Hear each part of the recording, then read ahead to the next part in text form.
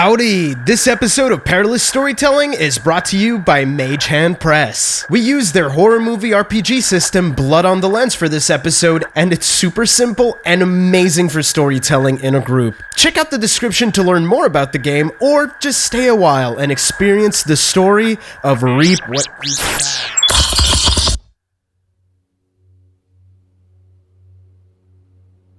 Though there are many cities in the Midwest, none so accurately portray the concept of mid in the West as Sioux City, Iowa. Its special blend of depression and boredom leave many broken-spirited people angry, afraid, and empty. You can point the finger at the consistent smell of shit and dog food in the air, the non-stop road work, the never-ending procession of trains through busy streets, or the open-air sewage treatment plant a bit too close for comfort. Sioux City really is a sewer city.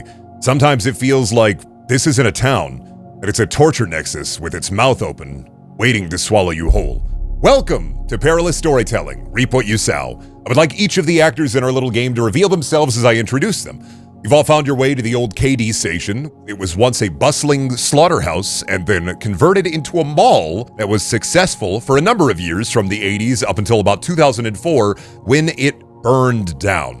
The year is 2005, and the KD station now stands as a derelict ruin of what could have been. Once a beacon of commerce and a historic building, now it lies in almost complete ruin. You've all come here for different reasons, and I'd like each of our actors to tell me why they're here. Starting with Mandy. Tell me why Steve Henry has come to the KD station here at night. I forgot, are we reading these in character? Like, are we doing it like a theater where it's like, I'm Freddy Fazbear. Imagine if you will. Imagine like the Office, like back end interviews where or like a reality show interview where like this is now Steve Henry is in front of the camera talking to a nondescript cameraman while background of meat is behind him. My name's Steve Henry. I came here buying go-kart parts so I could scam kids out of all their money at the track. This came to this pig shit town because a man on Craigslist said I had them in bulk and could buy them for cheap.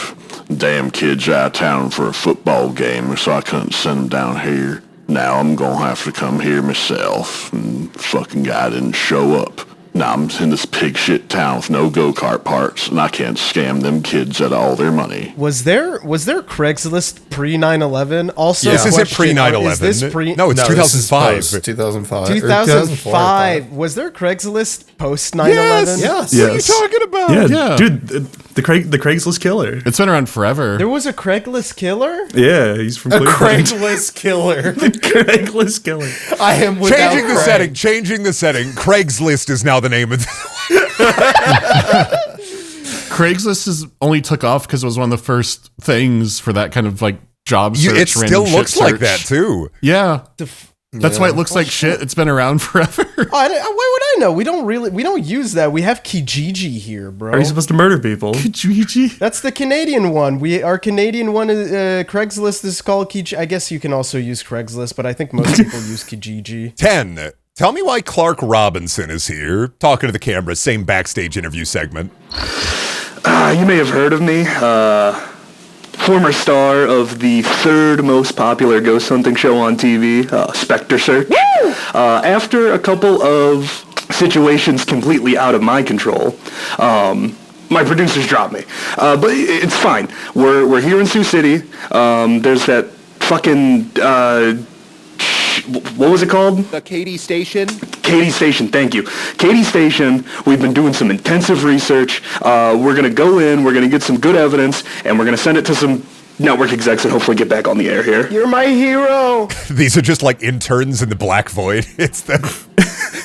No, I was playing my own character there. Oh yeah, you're right off screen, right? I was actually playing my own character there. Good. All right. Okay. Checking the time. Anything else you want to say? No. Okay. Let's just move on. We got to get to the next one. Mike, give me a. Why is Saul J. Gethsmane here? Oh. Why would you be here? Actually, wait. Okay. One Gethsemane. That's Gethsemane. Sorry. I was looking at the call sheet here, and somebody wrote Gethelsmane. I hate that word. All right, Billy, what's your character's name? Randall Nesbit. Hey guys, I was contacted by Randy's parents to kind of come in and have a chat with the youngster, kind of bring him to the light. So I'm here to help him see how awesome God can act through him. Oh my God, you're such a bitch. That's okay. We'll work on it later. Oh, we're gonna have to bleep that line, but no, that's not good. We're gonna have to bleep yeah, we're gonna have to bleep that. But not when I drop the fuck. Well, you gotta understand. Listen, I'm part of the no cussing club. Chillax. All right, well, okay. So, and what brought you to the KD station? Well, I was observing Randy's movements, and I may have seen him wander around the area, but I gotta catch up with him and make sure he doesn't fall into the devil's hands. That's great. Awesome. We're going to use that? Yeah, I don't know if we're going to be able to... Okay, all right. Well, let's just get the next one. Billy, Randall Nesbit is now in front of the nondescript camera in the void. Tell me why Randall Nesbit is here. What up? What's up? Holla, home skillet. It's me, Randall Nesbit. I'm here trying to find... Clarification. Is Randall Nesbit a juggalo or not? Is he wearing a Hatchet Man shirt? It's the Midwest, he probably is. It's the Midwest 200005. I need to know. Not only is he down with the clown, is he down with the clown? He's down with the clown. Whoop whoop. He's whoop whooping all over the place. I'm giving you in your inventory a bottle of Faygo. He's so stressed.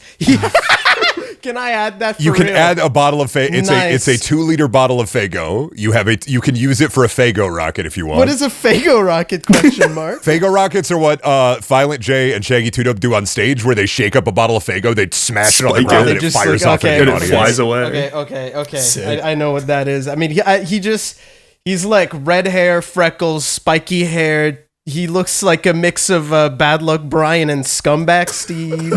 And I'm for shizzle trying to find my Gam, Mrs. Nesbit, with the help from my boy. What's his name again? Clark Robinson. With my boy Clark from Ghost Finders, and we're about to go all up and poon this. He starts really nervously sweating because he doesn't know what to say anymore, and he just stares into the camera for a little while in silence. As you stare into the camera, it kind of fades in and then kind of static. You are all kind of have arrived. Not all of you are here for the same reason, but you've all arrived at about the same time in front of the Katy station in the parking lot. I believe Randy and Clark, you have arrived in Clark's van.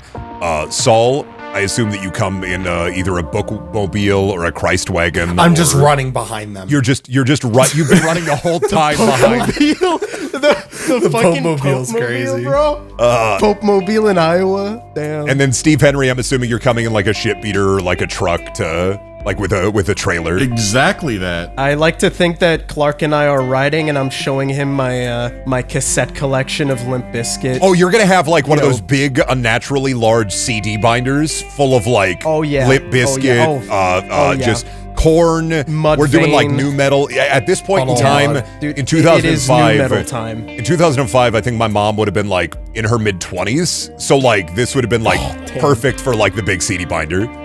Exactly. It's Mudvayne time. We're listening to Mudvayne right now. Oh, you're listening to Crazy Bitch on the radio, actually. We're listening to Crazy Bitch, okay? In 2005, my mom did have a CD with Crazy Bitch on it 4 times. It was a cursed CD. So. Russian roulette. I'm using a dog shit Toyota Hi-Ace. It's like a work van. It's one of the creepy vans, basically. Yeah. I thought it was going to be bringing back go-kart parts. So there's like just 2 creepy vans and then a priest just jogging. I'm gonna get there. Actually, Mike, for Saul, like, what is his fit, actually? It's not like priest-like robes. It's like Aeropastel jeans and like a trendy zip-up hoodie. Oh, okay, so real, He's like, trying to look casual cool for youth the pastor. kids. Do you have, like, the Jesus necklace? What did you just say? Trendy A Chinese zip-up hoodie. Like a Hollister hoodie. I heard a Chinese zip-up hoodie. I was like, Yeah, what does dude, this my mean, bro? youth pastor's low-key Chinese. You've all arrived at the Katy station. It is night. The sun has just kind of, the sun is set for about an hour or so. We're going to say it's like, what to say like 7 p.m., so a bit dark outside. You've all just parked, and you're all starting to notice that there are other cars in the parking lot. Randy, I thought you said that a lot of people didn't, like, come around here. You know, we're not gonna get good footage if there's other people walking around inside there. Like, we don't have the money for a permit either, so we can't just, like, kick them out. Chillax, Mr. Clark. Dude, it's gonna be fine. It's gonna be sick. Just trust. You have to trust, man. Randy, I gotta talk with you. Oh, God.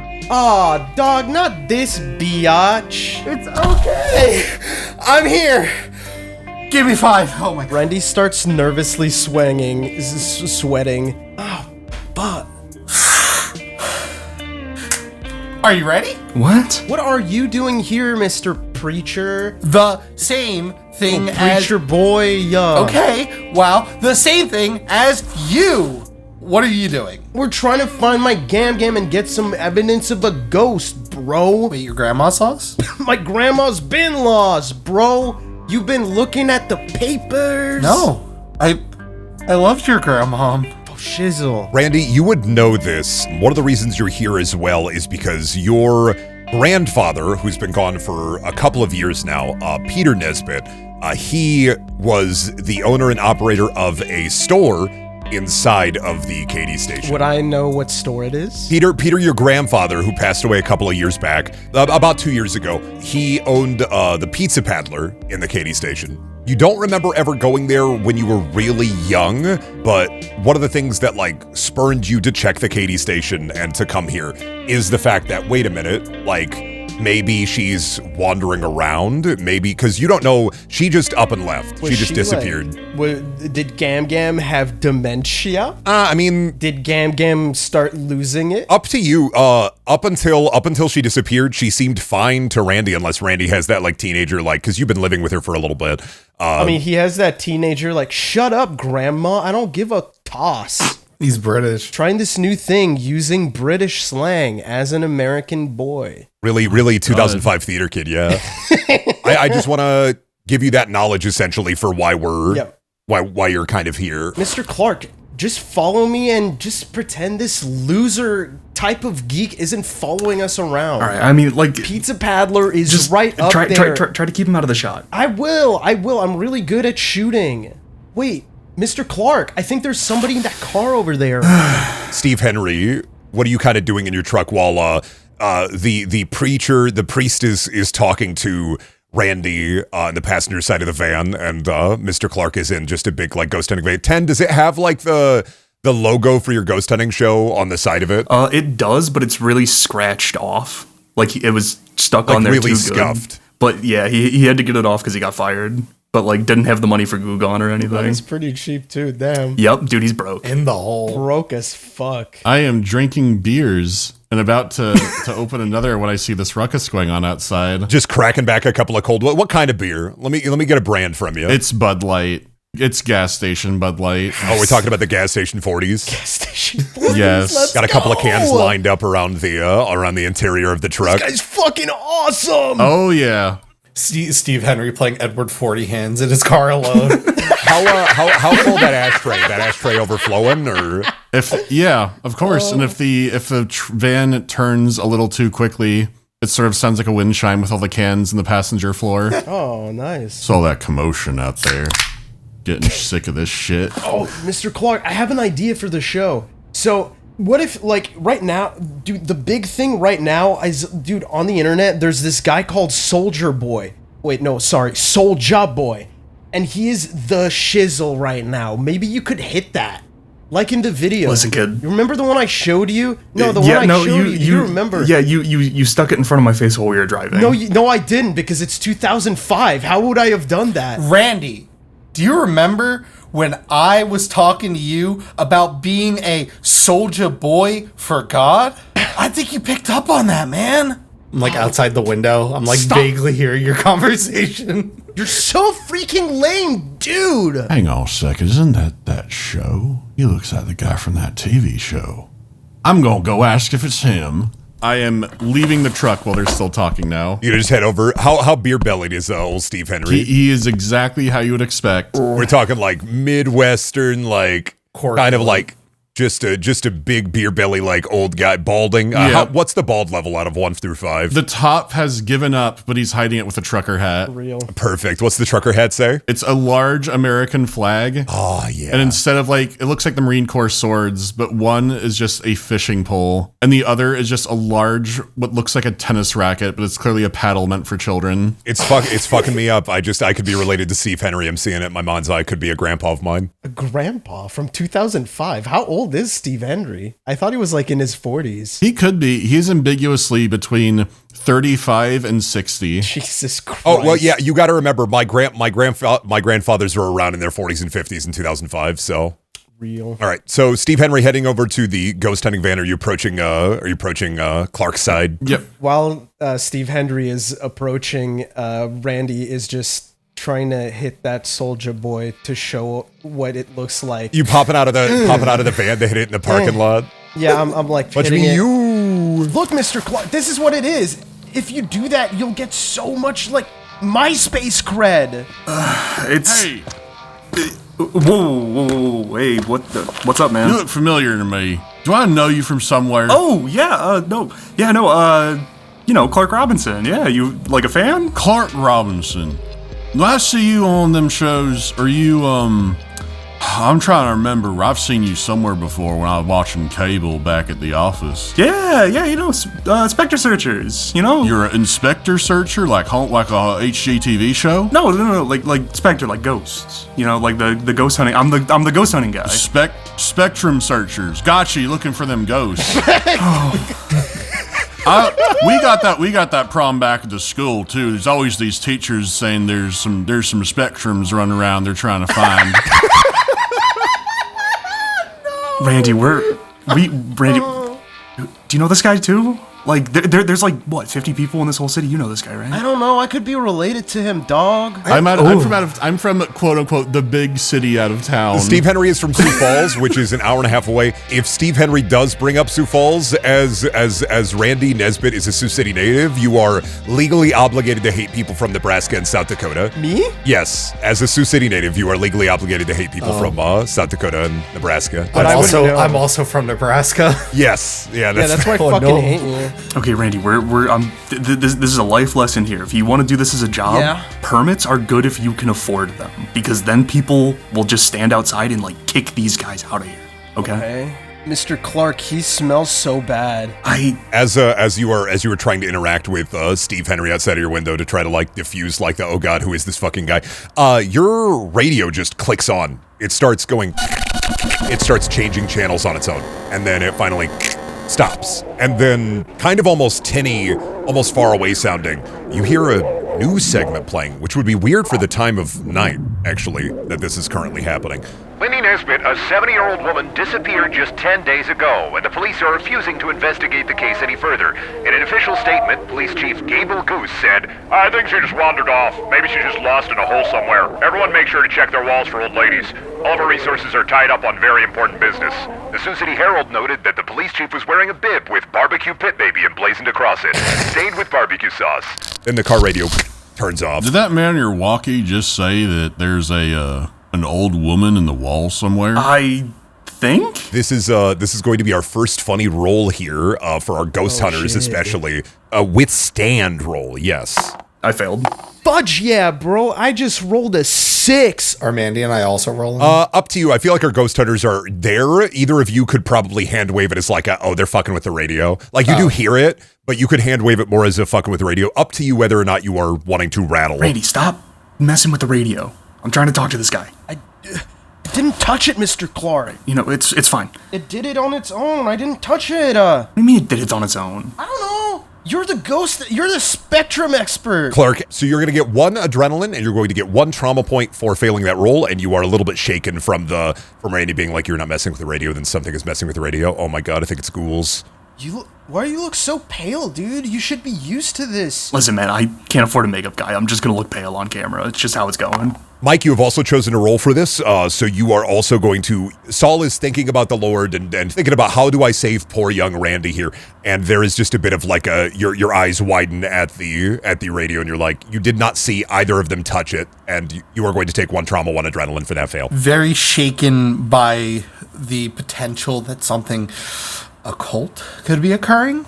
But I'm just that, and especially since you're a youth pastor, you're up pretty early in the morning. You know that's like the radio isn't going to play at this time of day. Like you're not. Yeah. That's more so messing you up. As like, why is that playing at this specific time of day? Excuse me. You guys need to take a chill pill. Well, hey, you know that we didn't get on camera, but there's evidence for you, I guess, Randy. How is that evidence? That's just the radio, dumbass. Yeah, if you got broken radio, I got some in the back of my van. I could sell you one.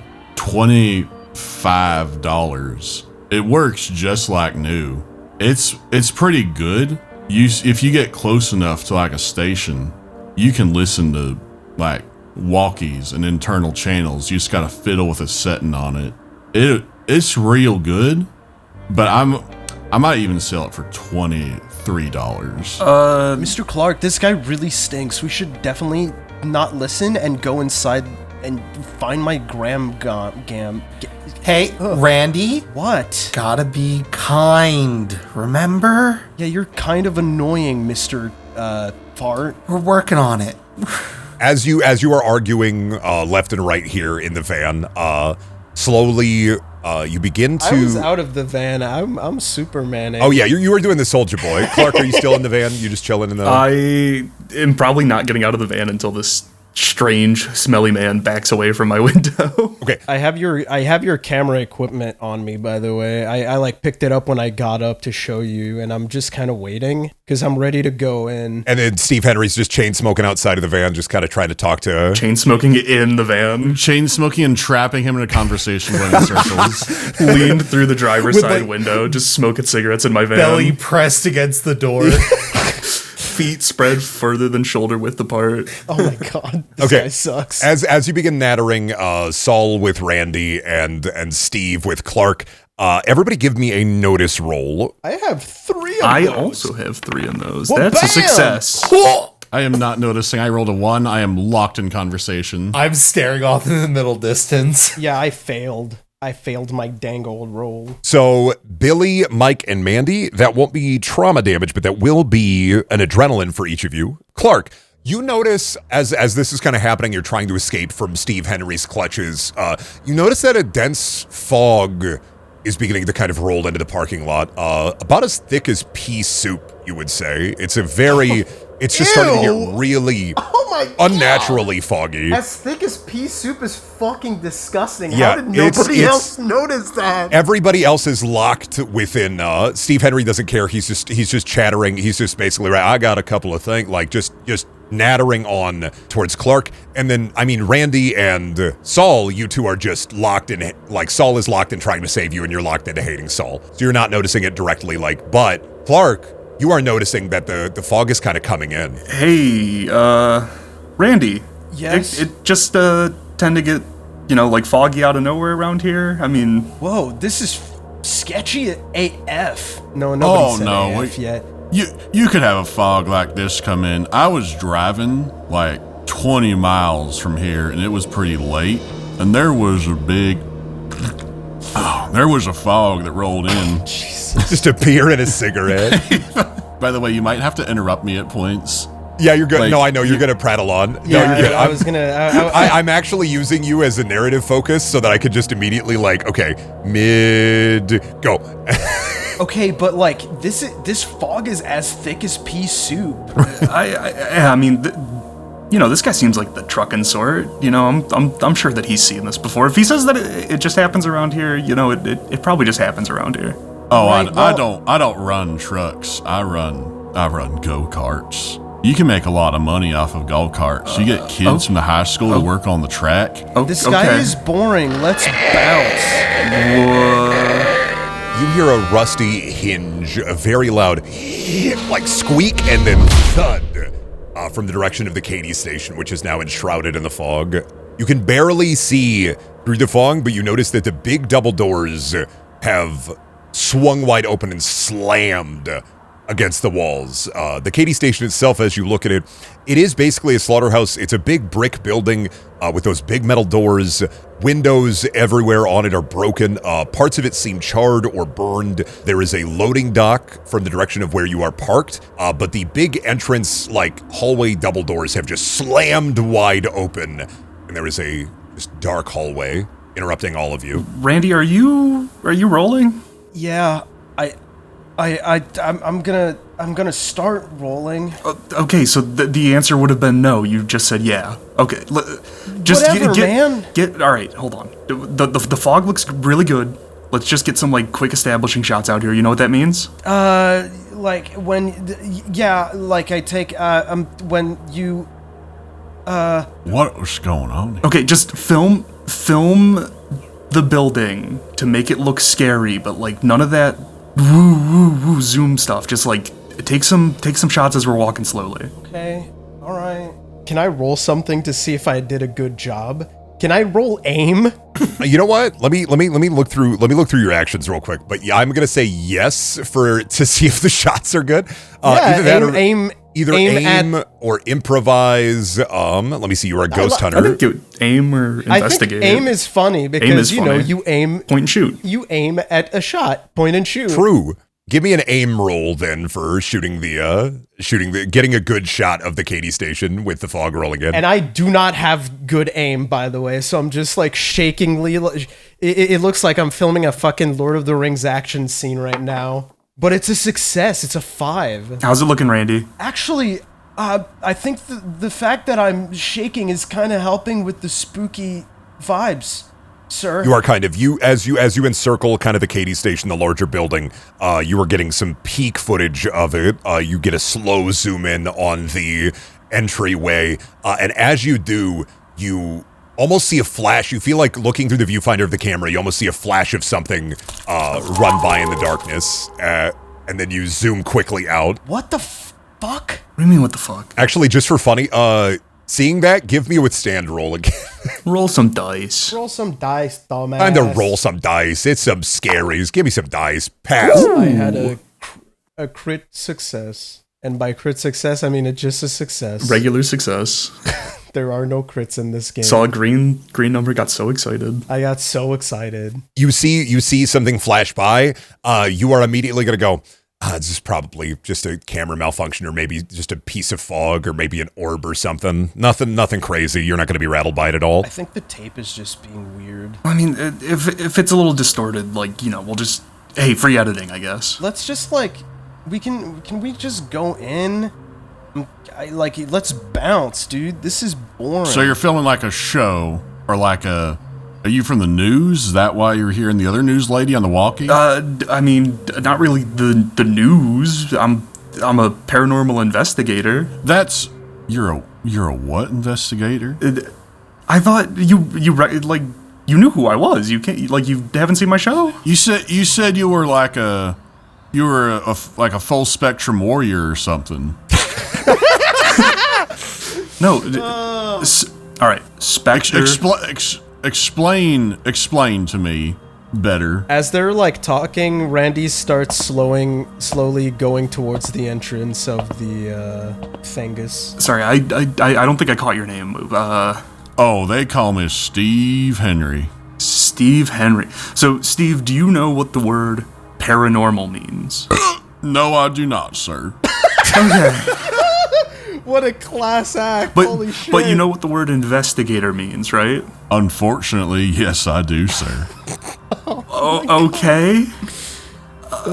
So paranormal, it's like ghosts, right? Oh! 10, if you would like to, do you want to use a convince on Steve? Yeah, I can roll a convince roll. So not spectrum, right? Spectre. I failed the roll, by the way. I probably should have said that out loud. I forgot this is a podcast. Yeah, you rolled a 2. You're gonna mark that on your slime here. Is that a trauma? That is an adrenaline. Okay, that is just an adrenaline.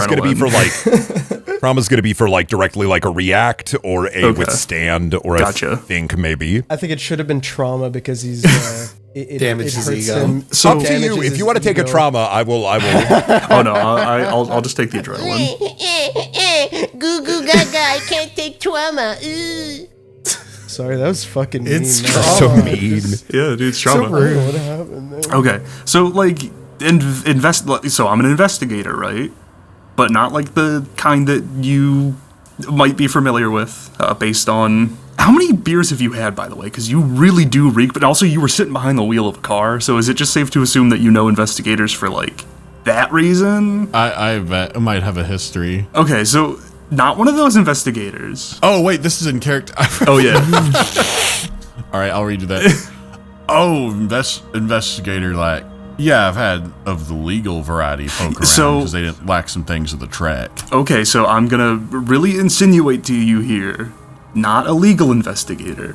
What if instead of catching guys at the track, it was ghosts? Oh, you're like ghost hunters. A paranormal investigator, but Ghost hunt, right? I've seen Yeah. ghost hunters. Yeah, Yeah, that was came out last Halloween or maybe one before. I've seen some ghost hunters before. yeah, no, it's like you don't need to keep talking about those guys. Mandy, just to make it a little fun, give me a think roll for that. You're a couple of beers deep. Let me see if you can piece. Let me see if old Steve Henry can piece this together. Bro, he's gonna thank so hard he about shitting himself. It's a 4. Old Steve Henry did not piece that together. Give me a pip of adrenaline. God damn! Give you what? This dude thinks 10's Bill Murray. Synapses fired, didn't connect. His heart starts to fucking pump, brother. You were not going to get the what 10 is trying to tell you here. Fuck. Okay, not ghost hunters then. Well, I mean, to be fair, Clark jumped in and said, "No, I'm not a ghost hunter, paranormal investigator." Thinks he's an investigator for the IRS.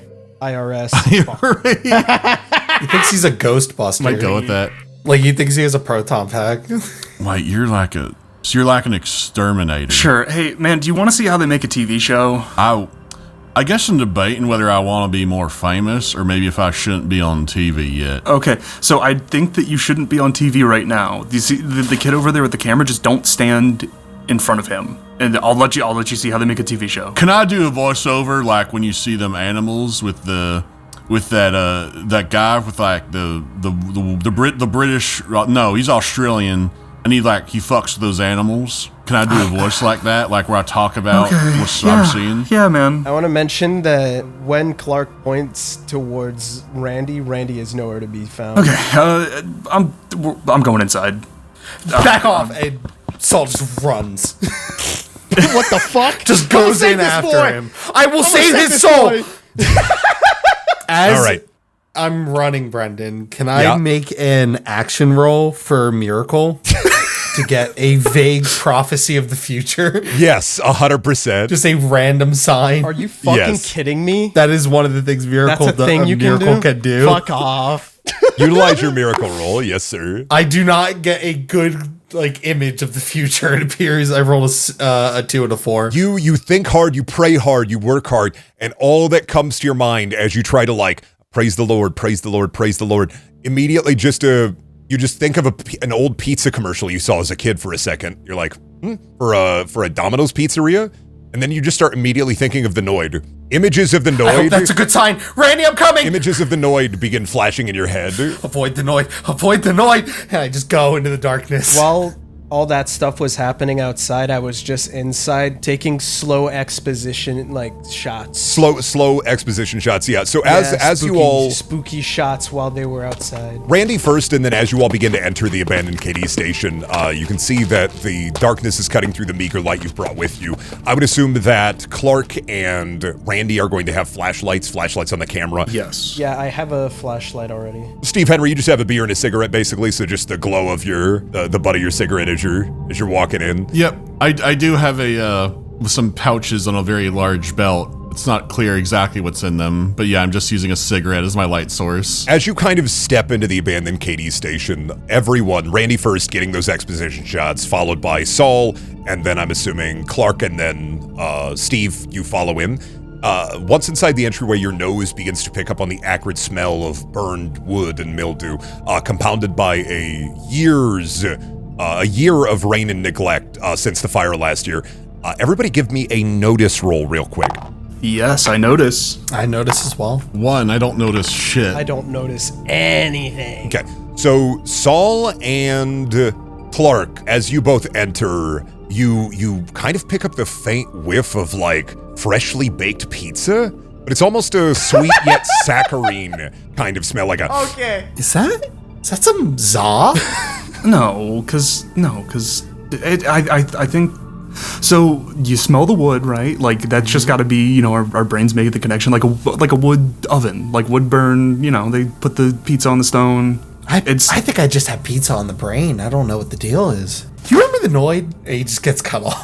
Do you remember the Noid? Yeah, the guy from the 80s. I remember the Noid. Yeah. Did you avoid him? That was the whole point. You were supposed to avoid the Noid. Oh. Way that things are now, I don't think we avoided the Noid good enough. As you begin to walk into the Katy station, you kind of go up this long yellow hallway, passing by a couple of small like offices. Their doors are completely like destroyed, broken in, bits of concrete and rubble inside, completely inaccessible. And then you kind of enter the commons, and as you're walking, lights begin to flicker. The fluorescent glow of the lights, almost as if as you continue walking, the Katy station is kind of coming alive as you delve deeper in, almost as if it's aware in a way. As you go further into the commons, you finally start to begin to see the larger storefronts closed all around you, some of them with large metal shutters slammed shut, others blocked fully by debris, though there are still a few stores that seem to be accessible. Like the doors are just normal, fully open. You can see inside a couple of those. I've moved you to the mall directory. As you can see here, there are 1, 2, 3, 4, 5, 6 accessible stores within the mall itself. You are entering from the right side here in the directory, near Sullivan Supply and Home Goods. In front of you is the directory itself with a couple of the other stores that are closed, kind of marked on it. Sammy's Fat Wads, just random kind of stores like a McDonald's, like Sammy's Fat Wads? Cuckoo Cookies. There's also a history directory of the Katy station itself, talking about its kind of like existence as a slaughterhouse before. The way to the mini golf course is completely destroyed, and it looks like on the far side of the commons area, down this long commons hallway, is also kind of blocked off by wood and caution tape. Come on, Mr. Clark, pizza peddler's over there. Okay, yeah, just keep the camera up. No problemo, muchach. I'm just walking towards and taking exposition shots of the mall as we go towards Pizza Peddlers. Right now, walking next to Sullivan's Supply and Home Goods. Do I notice anything in there? You can see just in there real quick. Can I roll in? No, because that's a reaction. You can kind of peep into Sullivan's Home Supply and Goods as you're kind of going. You get like a shot. It looks like a hardware store essentially. As you kind of like pass by that and head to the Pizza Peddler itself, you can see it fully in front of you.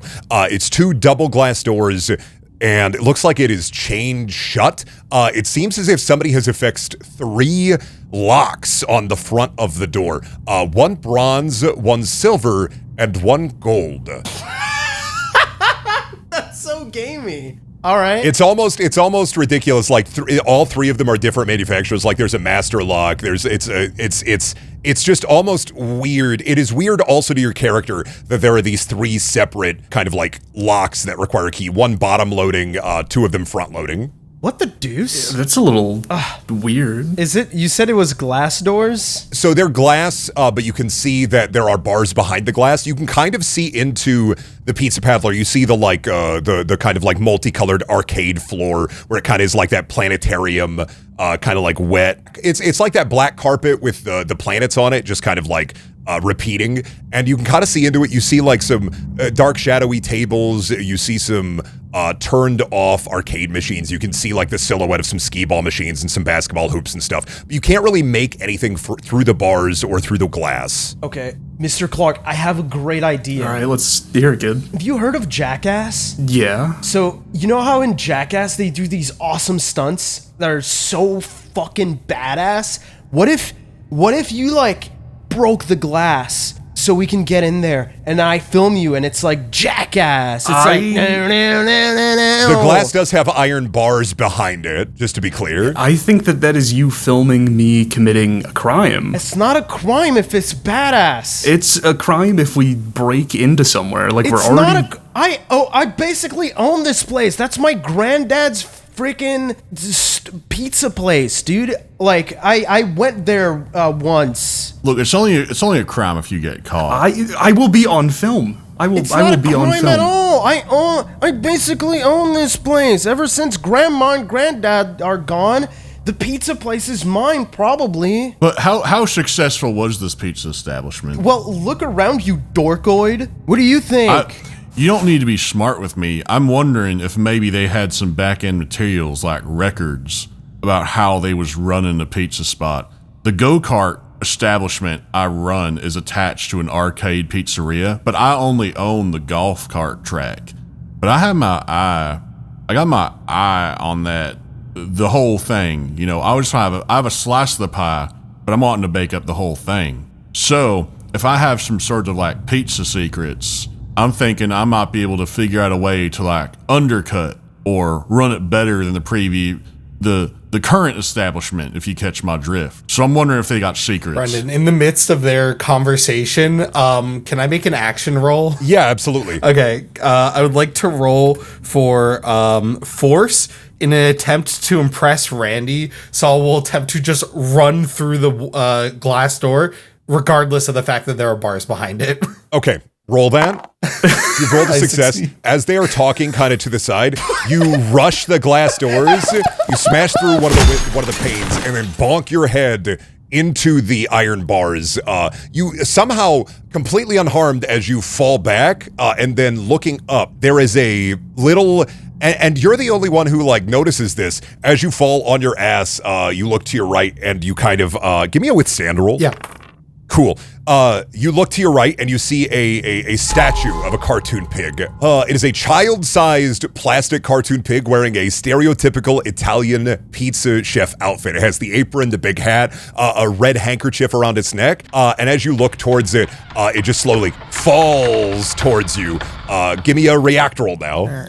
You have passed your react roll, perfect 6, awesome. So take adrenaline for the withstand roll and take a trauma as well for the withstand roll. You did pass the action, you did break through the glass, but you did not withstand like all of it. You did also bruise your butt. But as the pig begins to fall, you jump out of the way, you roll out of the way, you duck and roll. You used to do obstacle courses back at the old youth pastor training camp, and you're immediately like out of the way, and the pig falls onto the ground with a hollow thud. Whoa!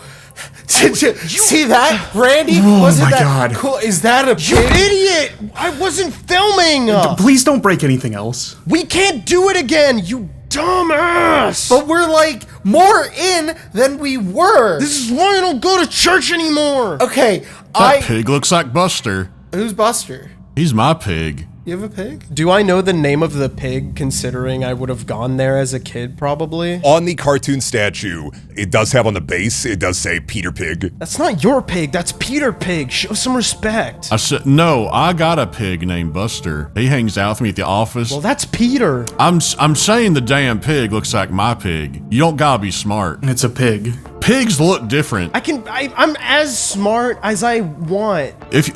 Maybe if you had a pig, you'd be with a lady right now and not rifling around in this place. Women love pigs. What? Doors are locked. Doors are barred. Randy, let's just get some footage of the rest of the thing. We can't go in there. Well, no, my Gam Gam always told me that she was like friends with a lot of the people around here, like the other people in the mall, so maybe the keys are in the other place. Like maybe they were protecting each other. The thing she would always say is like, always trust on your neighbors to like have your back or something, which is one of my story beats. It's a nugget of wisdom. Oh, hey, there we go. Yeah. It's a story beat, Brendan. It's a story. Yeah, your nugget of wisdom. So your grandma used to always say, look to your neighbors for inspiration. Your grandma was very friendly with a lot of the other vendors here at the store. Even though your grandfather was the one who owned and operated the Pizza Paddler, your grandma was often in here and brought you in here as a child every once in a while. Yes, and now that I've done my story beat, what do I do with this? Do I eat the car? I believe you get an inspiration, like an advantage. I was wondering if those were stealthy or not, since I had a flashback about my own pig when a pig statue fell over. When you use your story beat, you do it, and then you let me know that you've used it. Because I believe for a one-shot, I did think there was a separate thing of rules for if you're doing like a one-shot, you could give like basically inspiration so you can take an advantage on a roll. So I could give like an advantage out as like a treat. Okay, so I get, because I did Yeah, that, so for I clarification get for the listener at home, all of our actors within the scene have been given 2 story beats. Once they effectively use them, they will get advantage on a roll of their choice, i.e., now that Billy has done his nugget of wisdom, he reveals it to the other players, and now Billy can choose to enact advantage for a roll later down the line. And then same thing, players, for those of you, I've given you all 2 story beats when you feel it is effective. Do the action and then reveal to me, the director, that you have used your story beat. That way I can dispense your good boy points accordingly. Looking kind of at the directory, the Pizza Battler, we have those 3 locks. These are all the stores that you can enter into. Paulo's Pet Supply, Faith's Finds, Allison's Attire, Gary's Gear, and Sullivan's Supply and Home Goods. Most of these are pretty much self-explanatory. Allison's Attire is a used clothing shop. Gary's Gear is a fishing and tackle shop. Faith's Finds is a antique shop. I mean, we're right next to, what was her name again? The fucking, Gam Gam used to always get, like, these big, like, poofy Gam Gam pajamas at Allison's. But, like, here's the thing, kid. Like, having your neighbor's back doesn't mean that I'm going to give people that also own stores in the same shitty mall that I have keys to my business. Mr. Clark, you gotta trust me on this. I want to roll convince. Yeah, so this is success on the convince. Okay, fine. You know, maybe I just don't get how it works around here, but that's a little strange. It's not strange. Believing in your neighbors is a thing, bro. It's true. Oh, shut up. You're such a dork. So your neighbors be willing to part with some supplies from Gary's Gear, maybe. This is a part of the adventure where we can split up Scooby-Doo style, and we will go scene to scene if you would like. Okay, well, I'm gonna go to Allison's Attire and just, because I know who that is. I don't know Gary. Well, he's got gear, and that has caught my attention. Fine, go have fun at Gary's dumb, stupid gear. I think that Faith finds us all. I'm gonna be over there. Oh, he's going to Faith Finds? Going to Faith Finds, like, what the fuck is he talking about? Perfect. I was so confused. Oh, fucking whatever. Come on, Mr. Clark, let's go to Allison's. Okay, well, if we're gonna look around for stuff, like at least here, and I'm gonna pull out a little EMF reader and turn it on. I'll look around. Just film me, okay? We're gonna get like actual footage now. Right. Can I roll a convince for Clark? If you would like to try and convince them, because Saul would not like to go alone. I do succeed. This isn't like a high stress situation. He's decent. I mean, he's already in the building with me while I'm filming. I'm just gonna say that he succeeds. So Saul attempts to convince Clark by saying, well, you know, I believe ghosts would hang around, you know, haunted antiques, would they not? Old-timey things like that. I mean, probably a little more than a clothing store.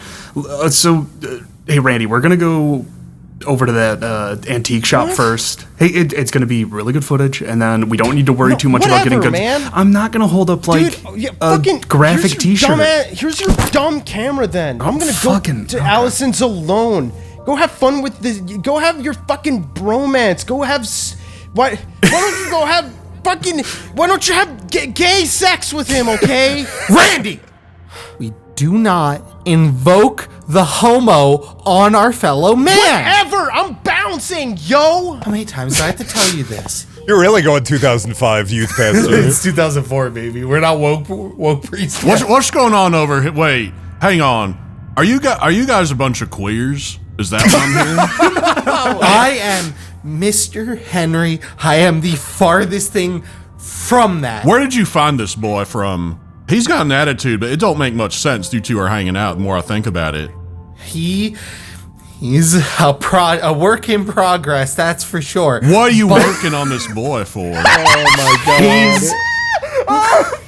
Oh, okay. All right. I'm already gone. You are 2005 Midwest. I'm going to ask to dial it back by about 3 there, guys. Preacher Man, can you work a camera, please? Yes, of course I can. Okay, just point it at me. All right. Just for flavor, Mike, can you give me an aim roll to see how with the camera? Oh man, I hope there's Because big fucking thumb right in the middle there. Let's Saul go. is terrified of the occult, so for the most part, even if the aim is perfect, the camera's gonna be a little shaky because he's terrified of ghosts. It's shaky negative or shaky positive is what we're gonna roll with here. Probably negative. It's a 4. It's gonna be shaky negative.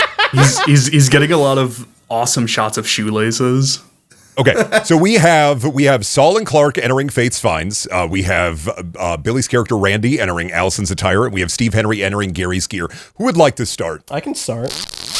Hey, this episode of Perilous Storytelling is brought to you by Mage Hand Press's Blood on the Lens. It's the system we've been using for this episode, and I'm sure you can tell we enjoyed the hell out of this RPG system. The tension in Blood on the Lens is heightened by the permanence of everything. You write your sheet in ink, you hope you don't make any mistakes, and when you take damage, you cut off that part of your sheet off.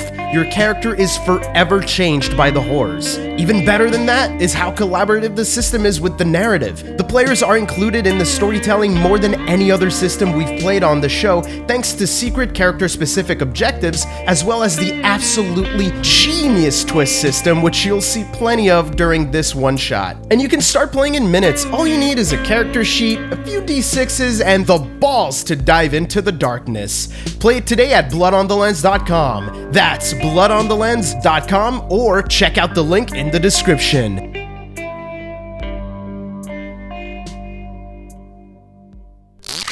As you enter Allison's attire, clothes lay piled around the store, ripped off of the hangers and displays and bundled in heaps on the floor. You can see empty cans of food lying about, torn open and emptied of their contents. A few small little shopping carts from the local Target seem to be strewn about in a pile in the corner, alongside a dead kerosene heater. As he goes in, he's like huffing and puffing because he's so angry that nobody wants to listen to him. Nobody ever wants to fucking listen to me. I'm so fucking stupid. I kick the nearest thing to me in anger. Okay, and roll a notice roll for me. What do I kick though? What's you kick a can. You kick like an empty can of beans. Give me a notice roll. I rolled a failure. As you kick the can, it kind of like dunk, dunk, dunk, dunk, dunk, and your eyes are hyper fixated on it. It lands in a pile of clothes. Billy rolled a twist. Oh, Billy did roll a twist. Billy rolled a twist. Billy rolled That's 2 fours on his notice roll. That's right. So if you roll doubles, 2 or more of the same number, the roll is a twist. The result is still a success or failure, but there is also an unexpected outcome. All players can suggest what happens with the twist, and I get to pick the best one. So Billy kicks the can,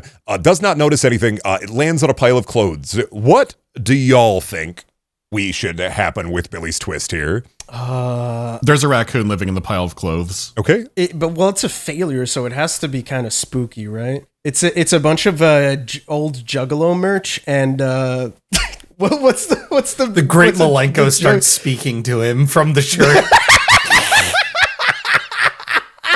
I start hearing the jug from Juggalo's past. A ghost of Juggalo Great past. Malenko, ha ha ha ha. Hear from like under a muffled pile of clothes. Are you done with the clown, bro? I think he hears like a spooky metallic sound, and there's something under the clothes. You know what, 10? I like yours the best. Damn, we went too crazy. You jumped the shark. Randy, as you kick the can, you hear a claw sound scraping on metal, and then the clothes bundle begins to kind of vibrate underneath the can a little bit. Randy is like super silent. He looks for, is there like a long object, a stick, a pipe, a fucking pipe, this Silent Hill, just anything that he could use to like poke it. Trying to decide, investigate would probably be your best. You could probably find a coat hanger. I pick up a coat hanger and I throw it at the pile. Okay. Actually, I don't throw it. I just kind of like poke at the pile from as far as I can. And I'm like really shaking because, dude, it's spooky. Okay. I'm a dumbass kid. You poke the clothes pile as it's shuddering, and then Yeah. a pig's head pops out of the fucking pile and goes, and then pops back into the clothes pile. Roll a withstand for me. That is a failure. That is a failure. Mark an adrenaline, mark a trauma. I fall on my fucking butt. As you fall on your butt, you see multiple piles of clothes begin kind of like jiggling and hovering, and then pig heads start just popping out and in and out, kind of like almost a whack-a-mole, in and out and in and out from each clothes pile. Just Bro, fuck this! As you turn around, you notice the door is closed. And in front of it... I still rush to the... You rush to the door. Yeah. And in front of the door is a large wooden mallet. It's a large wooden mallet? It's a large wooden mallet with words scrawled on it, burned into the wood that says, use me. Fuck you. I fucking hate you, Brendan. You did not fucking do this to me. It's fucking whack-a-mole. I fucking hate I hate you so much. It's fucking spooky pig whack-a-mole, dude. God damn it. I pick up the mallet. As you pick up the mallet, a sense of energy enters your body almost. You almost feel like a rush of adrenaline just enters you for a second. Fuck. Like you just cracked back 3 bangs and you're ready to rock. I take a sip of my Faygo from my bag. Fuck this! And then I run towards the nearest pile of clothes with a pig head and I just fucking smash it. I was going to give you an advantage because you did pick up the hammer. I did, yes. So you are going to get a bonus dice. So, okay. For these force rolls, yes. I want to reroll. Can we use an adrenaline to reroll? I rolled a 1 and a 3. Yeah, I want to reroll that one. Okay. Spend adrenaline to reroll and add a bonus dice. So that means I roll 3 instead of 2. Yep. That is a success. So you begin stomping on these pigs with a hammer as they pop up. You miss the first one, and then you like adrenaline and Left 4 Dead, you just start smashing the piles of clothes as the pigs pop up. They don't make like a squelching sound. They almost seem to like, it feels like there's a bit of resistance as you hit the pig, and then it feels like it is pushed back in as you whack, whack, whack, whack. You do this for a little bit, and then eventually the pigs stop popping up, and one of the piles of clothes just falls apart, revealing a... What's that? Gold key, but also a tape recorder, and it seems like there's some kind of... I'm not gonna lie, it seems like there's a tape in there. Oh no, it's fucking Jigsaw. Oh no. Oh, that's such a good prediction. Jigsaw. Ah! I pick up the key and the tape recorder. I'm guessing it shows, it says play me on it. The tape recorder, as you pick up the tape recorder, it begins to play. Give me 1 second. This is my Brendan surprise. Oh. I don't like that new restaurant that just opened down in the Commons. That pizza pig gives me the heebie-jeebies, and Nesbit's husband, Peter, keeps trying to drum up business for it with that ghastly suit. I'd say it's better to let the past be the past. Who wants to remember the old slaughterhouse? Live and let die. Brendan, did you get your grandma? I got my grandma to record. Awesome. That's your grandma. That's my grandmother. That's my... So this is the very first Nanolog horror. Fuck off. Dude, wait. That's Gam Nesbit? No, that's not your grandma. You would know that as your that's not my grandma? That's not your grandma. As you look at the tape, you can see the name on it is there's a little piece of Scotch tape on the back of the tape recorder that says "Return to Paula." Who the deuce is Paula? I'm like kind of shooketh by everything, and I want to fuck off. Okay. I just like run. I don't want to like. Is the door open? The door has now opened. We are going to move to the next scene. Yeah, I'm just gone. Mimi run. Clark and Saul, or does Steve Henry want to turn? I could always poke around in there. It doesn't matter. I don't have a preference. Because you're heading into the Gary's gear, right? I am in a position where I'm doing something unrelated to be obliterated, possibly. I am not progressing the plot much. Yeah, you are. So, Steve Henry, you're going into the Gary's Gear, correct? The fishing store? Yep. As you head into Gary's Gear, a smell hits your nose, like an old man's motorcycle cologne bottle collection was thrown under the floor and broken. Rows of destroyed shelves line the store. Fishing tackle and rods lie strewn about the ground in varying states of decay. At the front lies a checkout counter with its cash register smashed in. Beyond, at the back, looks like rows of freezers, a bait vending machine. They've long been unplugged. And all around are posters of a heavy-set man with a handlebar mustache that says, Chico approved. Ugh. This place smells like the Cracker Barrel next to the hospital. Oh, like old people and overcooked biscuits. Let me see what's in this box. I am now rifling through boxes looking for anything of value. Okay, roll and investigate for me. It is a 3. Okay, take 1 adrenaline. As you're rifling through empty tackle boxes, you're kind of just coming up empty, coming up dirt. You can find nothing, at least in the shelving aisle of the store. Damn. Maybe there's something behind the counter. Didn't get my part, so I'm gonna get something out of this. When I get back to the falls, I'm gonna scam them kids out of all their money.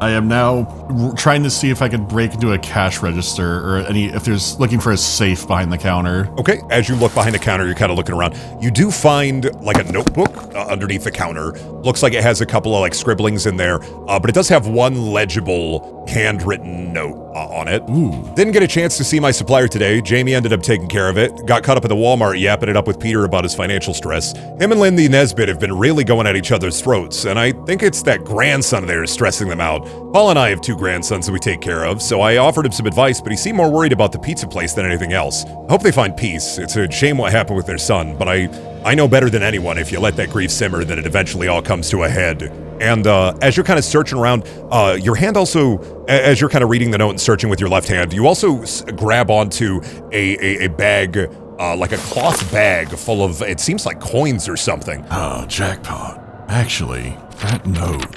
I wonder if that shit grandson was the kid out there. He kept babbling about his grandma or his grandpa. This might be him.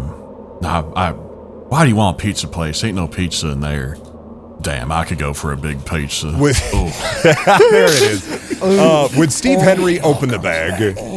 Yes, if I rattle it around, I'm gonna take it in my hand, give it a good shake next to my ear, and then open it up to see if it's full of quarters. As you open the bag and put your hand inside, roll a react for me. Oh shit, okay. It is a 6. Ooh. As you put your hands into the bag, you pull back immediately, almost feeling something weird. Looking inside, all of the coins have, they don't have George Washington's face on them. They're not quarters. They're silver coins with a pig's head stamped on them. And one of the pig's heads, it looks like it has come out as a silver little pig and has almost tried to bite you with a, but you avoid the finger biting. What is this Chuck E. Cheese bullshit? I clutch the top of the bag to basically, like close it off, and I start smashing it into the counter. As you smash the bag of coins into the counter, you hear. It's communicating. Jesus Christ! I'm smashing it harder. Roll a force roll for me. 3 for force. You smash it, but it also slips out of your hands, spilling the coins on the other side. Take an adrenaline. It spills the coins all on the other side of the cash register, and the coins start to turn into tiny little silver pigs that begin to stalk you. You can see that the front of the store has closed silently. Give me a notice roll. It is a 3 to notice. Okay, you do not notice anything. These pigs are just slowly coming at you. God damn it. Hey! There's pigs in here! I don't want to deal with these pigs, I'm lonesome! And I'm running to the corner, I'm looking for anything as a weapon, like a fishing pole. Okay. Something to defend myself with. Would anybody have heard that? Just like the pig noise, everybody else is separated into the stores. Nobody else is hearing it. The doors are closed to the store. This is happening at the same time you are dealing with your arcade game. Yeah, this is going to be same time, so. Is there anything I could find that does resemble a weapon? Because Steve Henry does have a backup, but I don't know how dire it's looking yet. Okay, roll, I would say choose your actions, figure out what you would like to do. So would you like to improvise, try to like improvise a weapon? So, cobble something together, try to like find something, would be investigate. So are you looking for something? His first instinct is like improvise, like grabbing a fishing pole and trying to like swat them away. Give me an improvise then. 6. A success. You grab a fishing pole and you just start swatting them away. The little silver pigs start to kind of like chase you around the store, almost Scooby-Doo-esque as you're kind of hitting them. As you hit them, you start to notice that they're turning back into coins. What the fuck are these pig coins? What the fuck are these pig coins? I'm aggressively screaming and smacking them all. I'm also getting very winded as I'm doing this. Steve Henry isn't used to this much intense exercise in a burst like this. Yeah, we'll do a withstand for this as you kind of are batting them away. It is a 2. You are dealing with this horde of silver pigs, but slowly they are gaining on you. Some of them are nibbling at your boots, nibbling at your toes. You do feel one latch onto your arm, jumping from the ground onto your arm. It bites a little chunk out there. You are going to take 1 trauma and 1 adrenaline. Oh, shit. So one thing I could do. I would like to roll an improvise to lay down like a gator and start rolling across the pig coins. Give me, using Steve Henry's considerable weight. Damn. Give me an improvise action. And remember to, by the way, for this system, we do have an option. You can also add 2 director's dice to any action you want. The only problem with the director's dice is if you roll a 1 on either of those director dice, you get 2 more dice added to the pool for an action. But if you roll a 1, it is a critical failure. Yeah, I'm considering whether to do I mean, I might use an adrenaline if this one doesn't go well, but I'll roll to improvise. 1, I am going to burn an adrenaline to re-roll that and add a bonus die. Alrighty, give me a reroll at a bonus die. 5, that is a pass. You lay down on the ground and begin to just like just full on spinning around, rolling over, your weight crushing each pig coin, popping them back into a coin. After about a minute of doing this, you get back up and dust yourself off. Coins begin to fall. Your shirt is untucked and a coin has gotten stuck to your belly button. It falls to the ground and with like a popping noise. Steve Henry learned this one in prison. It's crazy, man. And I would like to specify I was in fact squealing like a pig. Good. Come on, pig! The coins are all on the ground, and as you look back to the door, you notice that it seems like the door is locked with a strange, almost ATM that just says, insert coins, insert coins. Oh, today's my lucky day. I just start putting my hands to the ground, I grab the bag, and I start putting the coins back in the bag, getting ready to load up that ATM. All right. And this will be where we end the scene. Steve Henry just begins putting the coins into the "You are winner." Every single time you put a coin in there, it just says "You are winner." Buster rolls around in mud, but he didn't get rich like I'm about to be. And now we are transitioning over to our twofer. That's going to be Saul and Clark. You are entering Faith's Finds, correct? Yep. Yes. As you enter Faith's Finds, ruined secondhand goods greet you. What hasn't been ruined by the water damage or stolen by teenagers or vagrants is mostly garbage anyway. Old routers, cables for appliances that haven't been used since the 70s, a couple of old Garfield and hamburger phones lie scattered throughout the toy aisle, alongside rotting Barbies and Beanie Babies. There's rows and rows in one aisle of what seems to be piggy banks in almost pristine condition, but like the rest of the Katy station, this store rots away alongside the mementos that it once held. You know, these Beanie Babies are probably worth something still, like, even with the water damage. I mean, probably not by much. Okay, listen, so just point the camera at me. I'm gonna walk around, and if I go, oh, what was that? Just, like, flip the camera kind of where I'm looking, okay? Yeah, sure. Just, point and shoot. Got it? Got it. Okay. So, I think Clark's gonna walk around and notice that the piggy banks are still, like, pretty new and, like, pick it up to shake it to see if there's anything in it. Give me a luck roll. Luck roll is just a 1d6, right? It is a 1d6. That is a 5. That is a pass. As you roll the piggy bank, you can hear something shaking inside of it. Oh, hey, nobody took these? Or, like, there's stuff in here? Well, Clark, stealing is wrong. Oh my god. Like, just, I'm gonna pop it open and just see what's in there. I'm gonna blow the bottom off. Are you? Yeah. Give me a force roll. Force? Oh, man. 2. I'm gonna burn an adrenaline and re-roll that. That is a success. Alrighty, you pop open the bottom, and it looks like the little plastic bottom just comes out. It's a little bit of finagling at first, like you have a little bit of trouble with it, but then eventually the little plastic bottom comes out, and then a little brass key pops out. Oh, wait. It's a little key. Wait, was Randy, like, not... Like, he was serious? Yeah. Like, trust your neighbor, give them the key to the place that you work? I mean... As you grab the key, the little speakers in the store begin to play something. It sounds like an old woman talking somehow. Give me a moment for the next Nanologue horror. Nanologue. Eggs, coffee, milk. Am I forgetting anything? Oh, Lindy Nesbit came by a moment ago with that weird kid that hangs around her. She was getting bags for her dog, but I thought they lost their dog a while back. Anyway, tofu. I was going to try that tofu thing. It plays over the speakers in the store Gam. in an almost like eerie way. As it plays, roll both of you. It's going to be Saul and Clark. The piggy banks begin to shake. It's going to be a react. I'm using this place is definitely haunted now. I get an extra dice for this roll. I succeed. I'm gonna burn adrenaline, try re-roll, and get one more. All right, I succeed. Okay, both of you have passed. The piggy banks begin to kind of like shake a little bit, and then they start flying towards you, trying to, basically, it almost feels like they're hovering. You are 100% sure this is definitely on it. Mike is trying to get footage, but the piggy banks are so fast, they start just zooming by, and then they line up in a pyramid. You hear a click, swing, the door shuts closed, and then the shelves begin to kind of move beyond you. You are avoiding and dodging and weaving through these pigs almost perfectly. Like, you were doing a wonderful job. Just, these pigs are trying to hit you. And then it looks like the shelves move into some kind of formation. It looks like they formed almost, it looks to you like skee ball. Oh my god. Holy shit. Did you get that? I think roll you know what? Give me a luck roll just for flavor. Let's see if you got any of that, Mike. Let's see if Saul picked up any of that. He did not. Nice. You didn't get any of that. You mostly got the floor. The wall. I got a sweet like glamour shot of the burger phone. Yeah, but you don't have to tell him you didn't get it. No, I just think I got it. Oh yeah, bro got it. Yeah, bro, I got it. The pigs all kind of like stop floating through the air and line up in front of the kind of like shelf skee ball, metal like twisted skee ball machine that is kind of formed and are in kind of a pyramid in front of it now. There are 9 of them. I'm just gathering my thoughts here. This is a lot.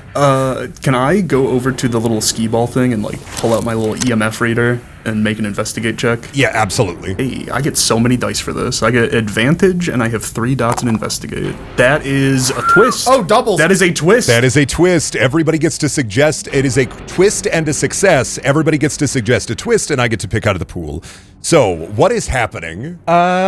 So what does the skee ball machine look like again? So imagine like metal shelving units in like a store that have kind of like twisted and arranged into the form of a skee ball machine. There is not a screen. Oh, fuck. That was what It has kind of formed the holes of the skee ball machine. They're much larger than a normal one to fit. It looks like it's built to fit the pigs. I would like to think that instead of getting like the normal EMF reading where it's kind of going like it kind of crackles into almost someone speaking to us. I think the EMF should crackle into pigs squealing, and something should come out of the skee ball holes. Does he have a? I do have a spirit box. The spirit box starts going off. Play ball, and like that's crazy. I actually heard like reverb on it when you said play ball. But yeah, I said that really loud. Billy, I'm gonna give you that one. The spirit box on your in your little like belt of ghost investigator tools begins to play ball. Nice. Is this a normal finding for your show, or is this? This is maybe one of the most compelling interactions that I think has ever happened, let alone be recorded. Please keep recording me. Because now you know 10 is a fan of these shows because he fucking said compelling. Dude, these guys will not stop saying compelling. I think it's obvious what we have to do, right? I just need it very clear that I did not touch anything on my belt, and it is telling me to play ball after making a skee ball machine. We're going to go ahead and do what we're being asked to. Mr. Clark, I'm going to have to ask you to hold the camera. If there were 2 things I was put on this earth to do, it was spread the good word and to play ball. Wow. All right, folks, my cameraman has just been promoted to assistant. We're going to let him have a whirl here, and I'm going to take the camera back and point it. I take one of the pigs in my hand and kind of line up. As you grab the pig, you feel a rush of energy enter your body. You go...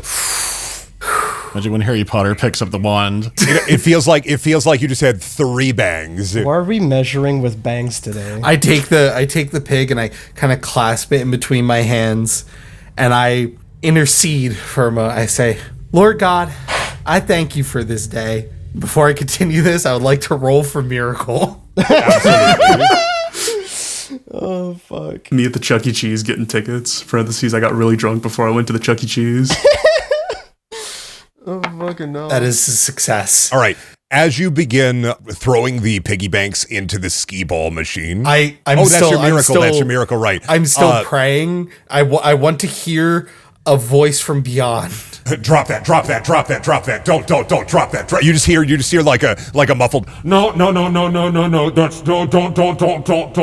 Can I talk to someone else? Can I talk to someone else? I need to succeed this more than anything. If anyone out there can hear me, give me the strength to do this. We all hear you. Drop it. Don't. What are you doing? You're stupid. No. I would like to improvise my prayer to reach a higher power that can help. Like to escalate my call to God. Yeah, I would like to talk to God Manager, please. I would like to escalate my claim to the manager. Give me the Saint of Skee Ball on the line. I'm going to roll for improvise here. Is there a Saint of Skee Ball yet? There is now. There it is. You tune your prayer radio in your head. It's almost like in your head, in your mind's eye, you're imagining like a 1940s radio as you flip through the channels as you hear like, and the word of God is don't, stop that, don't. And then you go to a lower band and you hear, do it. You've got this. Yeah. If I roll for this, will you protect my friends and I? Yes. Praise be, let's ball! And I just wrench my arm back, ready to ski. You are going to aim with advantage. You are going to get a bonus roll from the help from beyond, although it might not be the help that your character is thinking. That is a twist. Baby. That is a success. That is 2 6s.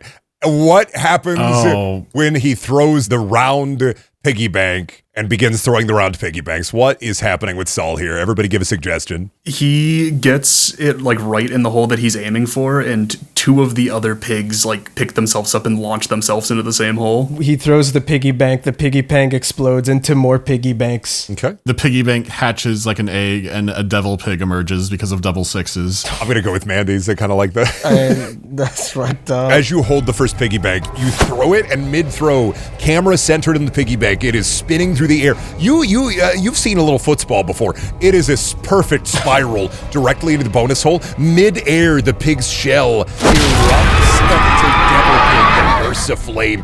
It hits the hole and then erupts the skee ball machine, splitting it apart into shards of metal that explode to the left and right. And you just hear, wow, you won. And then the doors open to the store. Is that from the spirit? Did the spirit box say that? So that's not from the spirit. That's from the spirit box and from the speakers in the store. Damn! Even the fucking demons like to the good Lord above. Thank you for your intercession to bless this ski. Oh my God! I would also like to clarify that is my character beat is deal with the devil. Wow! Oh damn! There it is.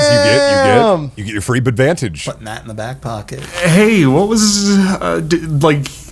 You did the fire part? Oh, well, I mean, tongues of flame and all that. Yeah, something in the Bible says like I think. But I just gotta have a little faith, Mr. Clark, and anything is possible. Wow. While he's doing his little have faith thing, Clark is like backing out of the store. And this has all happened at the same time. So you are all leaving your respective stores at the same time and returning to the commons area in front of the Pizza Paddler, kind of right here at the intersection of all the other stores. But you are all leaving at about the same time. Randy, you're not gonna believe what just happened. I got it all on film. I'm a skee ball champion. You're not gonna believe what happened to me. I actually saw evidence, Mr. Clark. I filmed evidence. There were demons, Mr. Clark, and an old woman. She talked to me. Wait, we also heard one, I think. Yeah, she played over the loudspeakers. Everybody heard the same one, right? Like, I don't know who that is though. Is it like she was talking about like she was gonna buy tofu. She was talking about Mrs. Nesbit. What? That's not what she told me. I won pig coins. I'm gonna bring them to the ATM. I think you could get some sort of cash prize for whatever the hell I just went through. What? What are you talking about? I think that if you see an ATM and think that you are getting cash prizes, I think you are misunderstanding what an ATM is. That's your money. No, their coins turn into pigs, like little busters, and then I rolled on them like a gator death roll. They turn back into coins. But I think you could put them in and get some sort of prize. Anyone else get any prizes from these stores? Because that shouldn't be in a fishing shop. I got one of these. Randy, I got a key. Wait, we also got a key. I told you. Nobody ever listens to me. I'll listen to you, Randy. It's okay. Oh, shut up! All right. I put my key in the Thangus. Clark will also put his key in the Thangus. Okay. I opened my lock as well. The 2 locks unlock. There is still, so you put the gold key inside the gold lock. It clicks open and falls to the ground. The chain just opens. And then same with the brass key, I believe, that you all attained from Faith's Finds. You put it into the lock and the lock opens, but there still remains the silver lock. Mr. Henry, did you get one? I got coin. Did I pick up a key? I don't think so. I do start digging around my bag. What are you up to then? Hey, chill out, dude. Like, listen. So, who else did your grandma know? Because obviously the key thing was right, so we're gonna lean into the key thing. Oh right, your grandma is. I reach into a pocket and pull out a note which has a bit of grease on it somehow and some ashes. Is this talking about you in this note I found behind the counter? You were mentioning your grandma or something. That doesn't sound like me. I don't think I stressed her out ever. I wouldn't stress out my grandma. It's not me. I don't know. I haven't known you long, and you seem quite stressful. You seem quite a dork. Shut up. Your grandmom was always worried for you, Randy. I mean, it's in her nature, you know, so I wouldn't be surprised. Whatever. She knew. Saul, also, just for you and you alone, as you were leaving after defeating the skee ball, you did pocket one of the piggy banks, like subconsciously. Just have a big like globe in my pocket. Well, it's it's like a small hand-sized, like. Oh, okay. It's not like a 2-hander piggy bank. It's like one of those tiny little ones you'd put on like a desk or like a mantle. She knew this lady called Paula. And she would always they would always play that stupid game like bridge or whatever, and like she would also I know we went to the Sullivan store over there a few times when I was a kid. So yeah, well, pet store first. Maybe the home and goods thing first, because it's getting a little weird around here. So I don't want to go alone anymore. That was scary. Yeah, I almost died there. I think that we should all stick together after. It's just getting strange. I could try putting my coins in that ATM first. These were something strange. So I maybe I framed it wrong.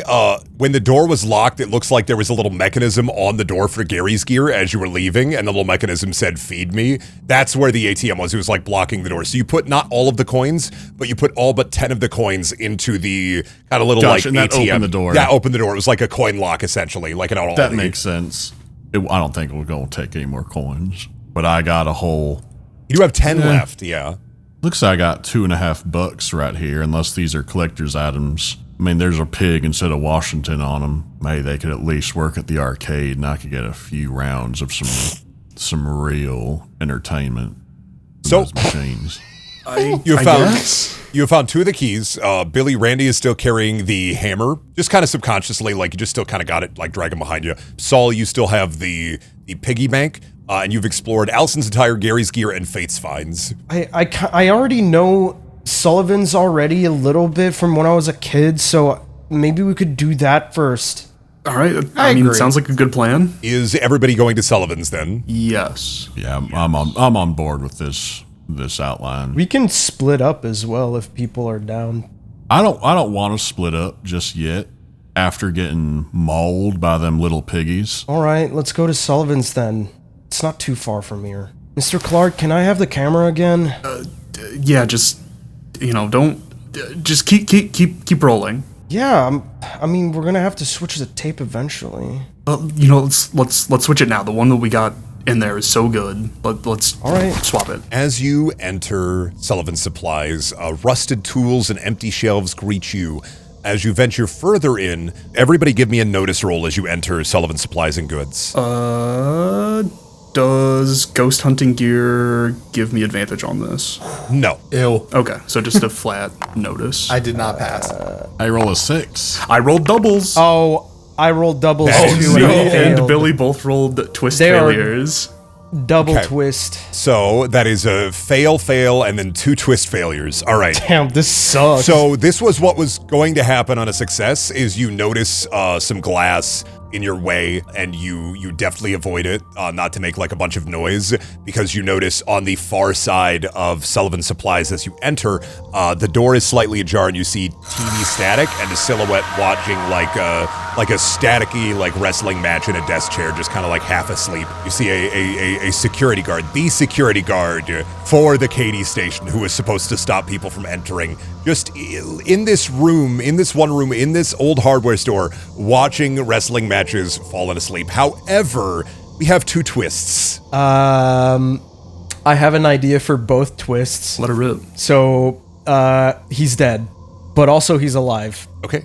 That's 2 twists. Oh. So the idea is like we walk in, and if we were to succeed, we would have noticed the glass on the floor. Notice the glass on the floor and the security guard. It would have been like in a video game where you like it zooms in on the glass like Metal Gear, and then it zooms in on the security guard with the avoid detection. Since we all fail, I imagine that Randy like trips and kind of steps on the glass and like trips over, and then Clark trips over Randy on the glass. Holy shit, we're gonna be sharded. Okay. I'm sharding. Mandy, do you have anything for the twists? The broken glass is also slick as shit. It's oiled glass. Okay. Somebody setting up Home Alone traps in here. and oh, you know what? We have 2 twists. So gotta take a little bit from Mike, Mandy, and 10. Since you just said that, I'm going to use that. Mike, you and Saul and Clark and Randy, having failed, do not notice the glass nor the security guard. And I'm going to need a react roll from all 3 of you. Oh, me? Sorry. Yep. Mandy, you, Steve Henry, does notice the glass, and you hang back a second while they walk in front of you. I'm gonna use this place is definitely haunted and gain +1 to my react roll. That's still a fail. Damn. I'm gonna use an adrenaline and re-roll. That was not worth it. Do another twist, actually. Wait. It's a fail. It's a twist failure. So you're going to take a point of trauma from this regardless. But once again, everybody give me a twist for this one. Oh, fuck. So it's like a twist on a twist at this point. It's a twist on a twist on a twist. We are full on in the Shyamalan universe for glass slippage. What are we necessarily reacting to? So Billy's character Randy steps forward.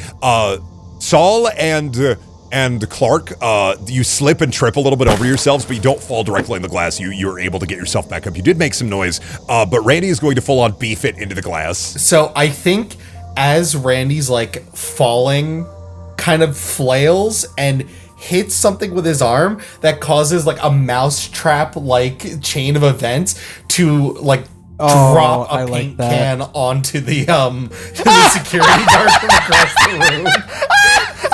That's the best! I fucking love that! Okay.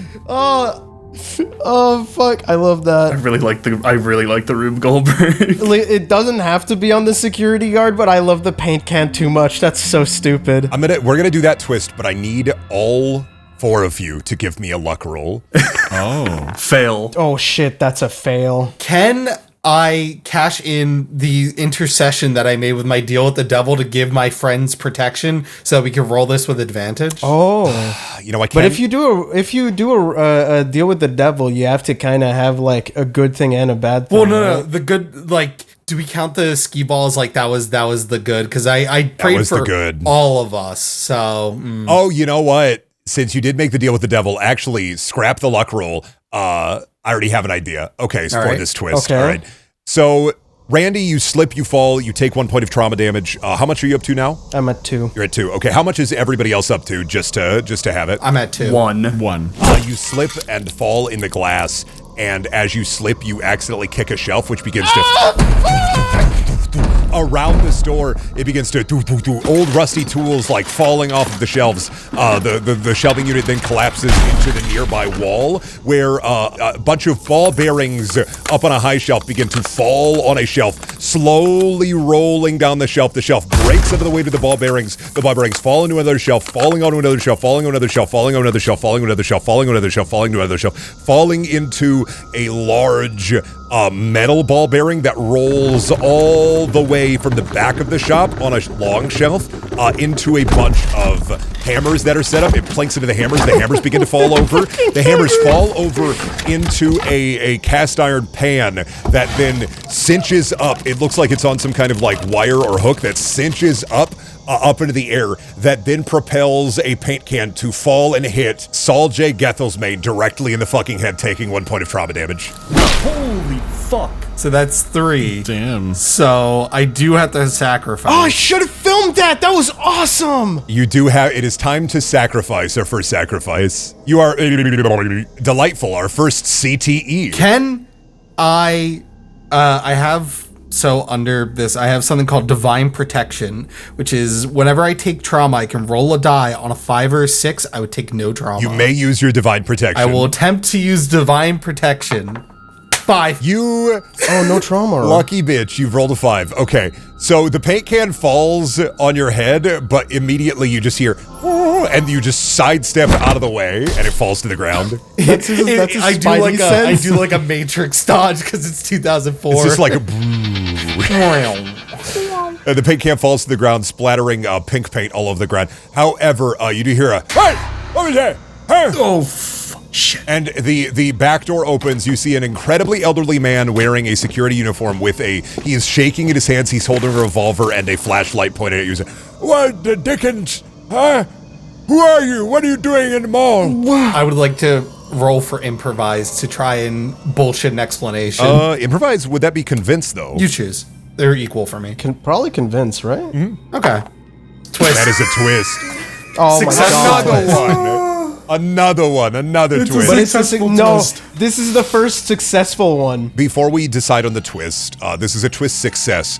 What do you say to this guard as Saul J. Gethel's-Main? Or Gethel's-Main? Gethsemane. I say, Gethsemane. Sir, I am Saul J. Gethsemane. I come from you from out of state to save your soul. Now, I see that you're locked in a battle with your own self, watching those two men on the TV there do battle against each other, and I just want to say that I appreciate your lust for conflict, your just mirth that comes from battling the forces of evil, and I, sir, would like to help you on your journey. And what would you suggest the twist would be? He's like the guy from Don't Breathe by Fade Alvarez. He's blind, but he's like the guy from Don't Breathe. He's a practicing Satanist.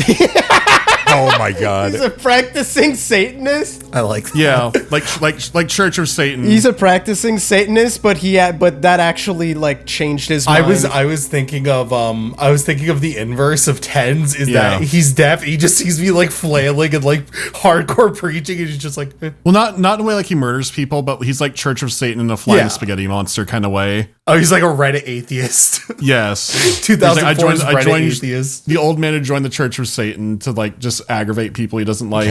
Okay. Billy, do you have any suggestions for the twist? I already did. Oh, what did you say? Yeah, he's a practicing Satanist, but he gets convinced by that speech to become a Christian. Oh my god, are you here to save my soul? Oh, thank goodness. Oh God, you gotta get me out of here. I've been coming to work every day, and I've been hearing the voice of the devil in my head, and some days I come in and I fall asleep, and I wake up and there's blood on my hands. On his knees, he drops the rusty revolver and the flashlight. Just, you're here to save me. Oh my God, thank you so much. I walk over and I put my hand on his head and I say, "Sir, your soul is saved." God, you're such a dweeb. I would like to make a miracle roll. Absolutely. I want you to know that right now, this is an incredibly important role. That is exactly what I want to hear, because I have faith that this is gonna do wonders. Fuck. I'm gonna burn adrenaline on that. You should.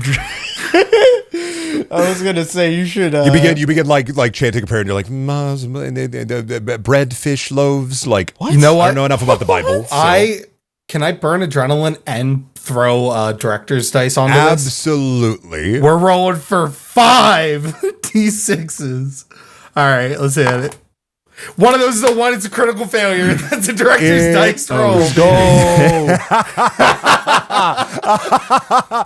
What prayer do you say? Lord God in heaven above, this lost sheep of yours has come back into your flock, and What the hell is that? I said sheep. Is that a pig? You just hear that, and the band starts vibrating on your head, just like. Oh, you're such a dweeb! What the hell did you do to him? What do you mean dweeb? What the hell is that sound? His bones begin to crack and shudder. He begins to rise almost unnaturally under your hand, the force pushing your hand up and throwing it off. As you start to see his skin start to turn kind of a sallow pink as he like. God's power is not here. God is not in the building. His face slowly begins to crunch and morph and change in an almost horrible, like, Cronenbergian bone. His jaw elongates into a snout. His eyes just slowly become black. They change color, and his clothes begin to rupture as he slowly transforms into a shuddering pig man before you. In a moment of abject horror, attempting to reason with reality. Everybody who sees this roll a withstand. Yes. Fail. Fail. Success. Fail. I assume this is 1,000% a traumatic experience. This is 100%. You are going to get a trauma and an adrenaline if you fail. Am I allowed to hit a divine protection? Because I don't think there's a limit on this. Looks like it's just a freebie, yeah. Oh, okay. Yeah, I'll give it a shot. 5. All right. So you're protected. So Clark and Steve Henry, you are both going to take 1 trauma, 1 adrenaline. Ooh, okay. Even though, like, I don't take trauma, I do still fail this. So, hand shaking, attempting to kind of reason with what I'm looking at, just pull out a pamphlet for my Bible study group and try to hand it to him. Oh my God. Randall is like off the adrenaline. He's like bleeding because of the glass shards all stuck on him. And he's like freaking out. And he's like, all right, I know what to do. Channel your inner whoop whoop.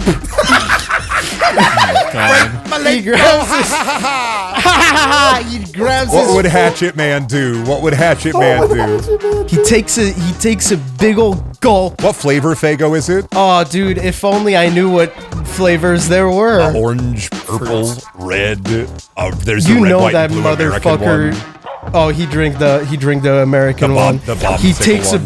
a big gulp.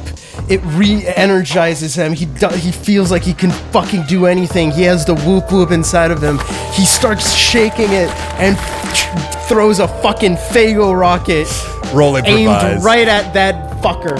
Improvise with advantage. Your Juggalo Pass would tell you how to do it. Absolutely. Okay.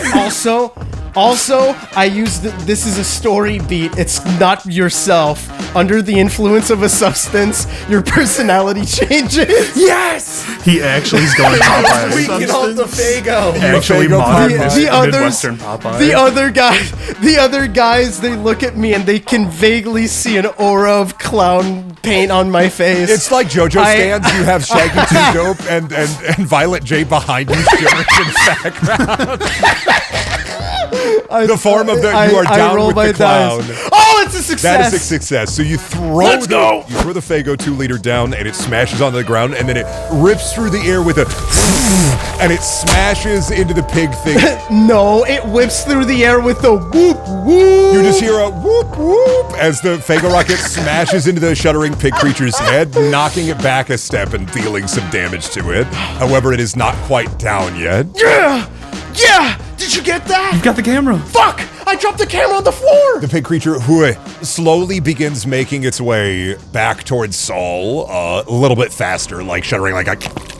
Oh, hell. Seeing what's happening and also empowered by that sick-ass Faygo rocket, I can use my flashlight as an improvised weapon and smash this thing over the head. Absolutely. You know what? I want to be really sure. I'm taking director's dice. That is a big success. You have rolled a 6 on your director's dice, and you have rolled a twist. So, oh my god, there's so many twists all of a sudden. It took so long until we got our first one, and Eat your heart out, Shyamalan. Yeah, this is everybody suggests a twist. So you do smash your flashlight over the pig thing's head, denting it significantly, dealing a fair amount of damage to it. But what is the twist here? It gets stuck in the pig head, and then it becomes a jack-o'-lantern. Baby pig twist.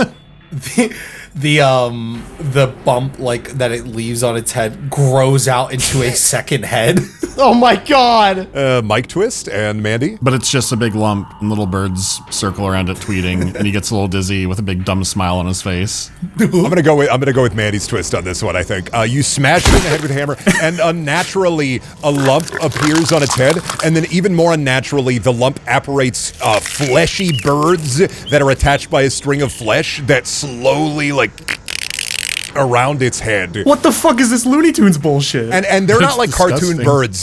They are flesh tumors that pop out of the head that are shaped like little birds with pig's head. This is just Evil Dead now. And it just stands there. It is stunned. Saul would like to collaborate with Randy. Randy. Is that what you say to me? No, this is me. No, that is what you say to me. Let us cohese.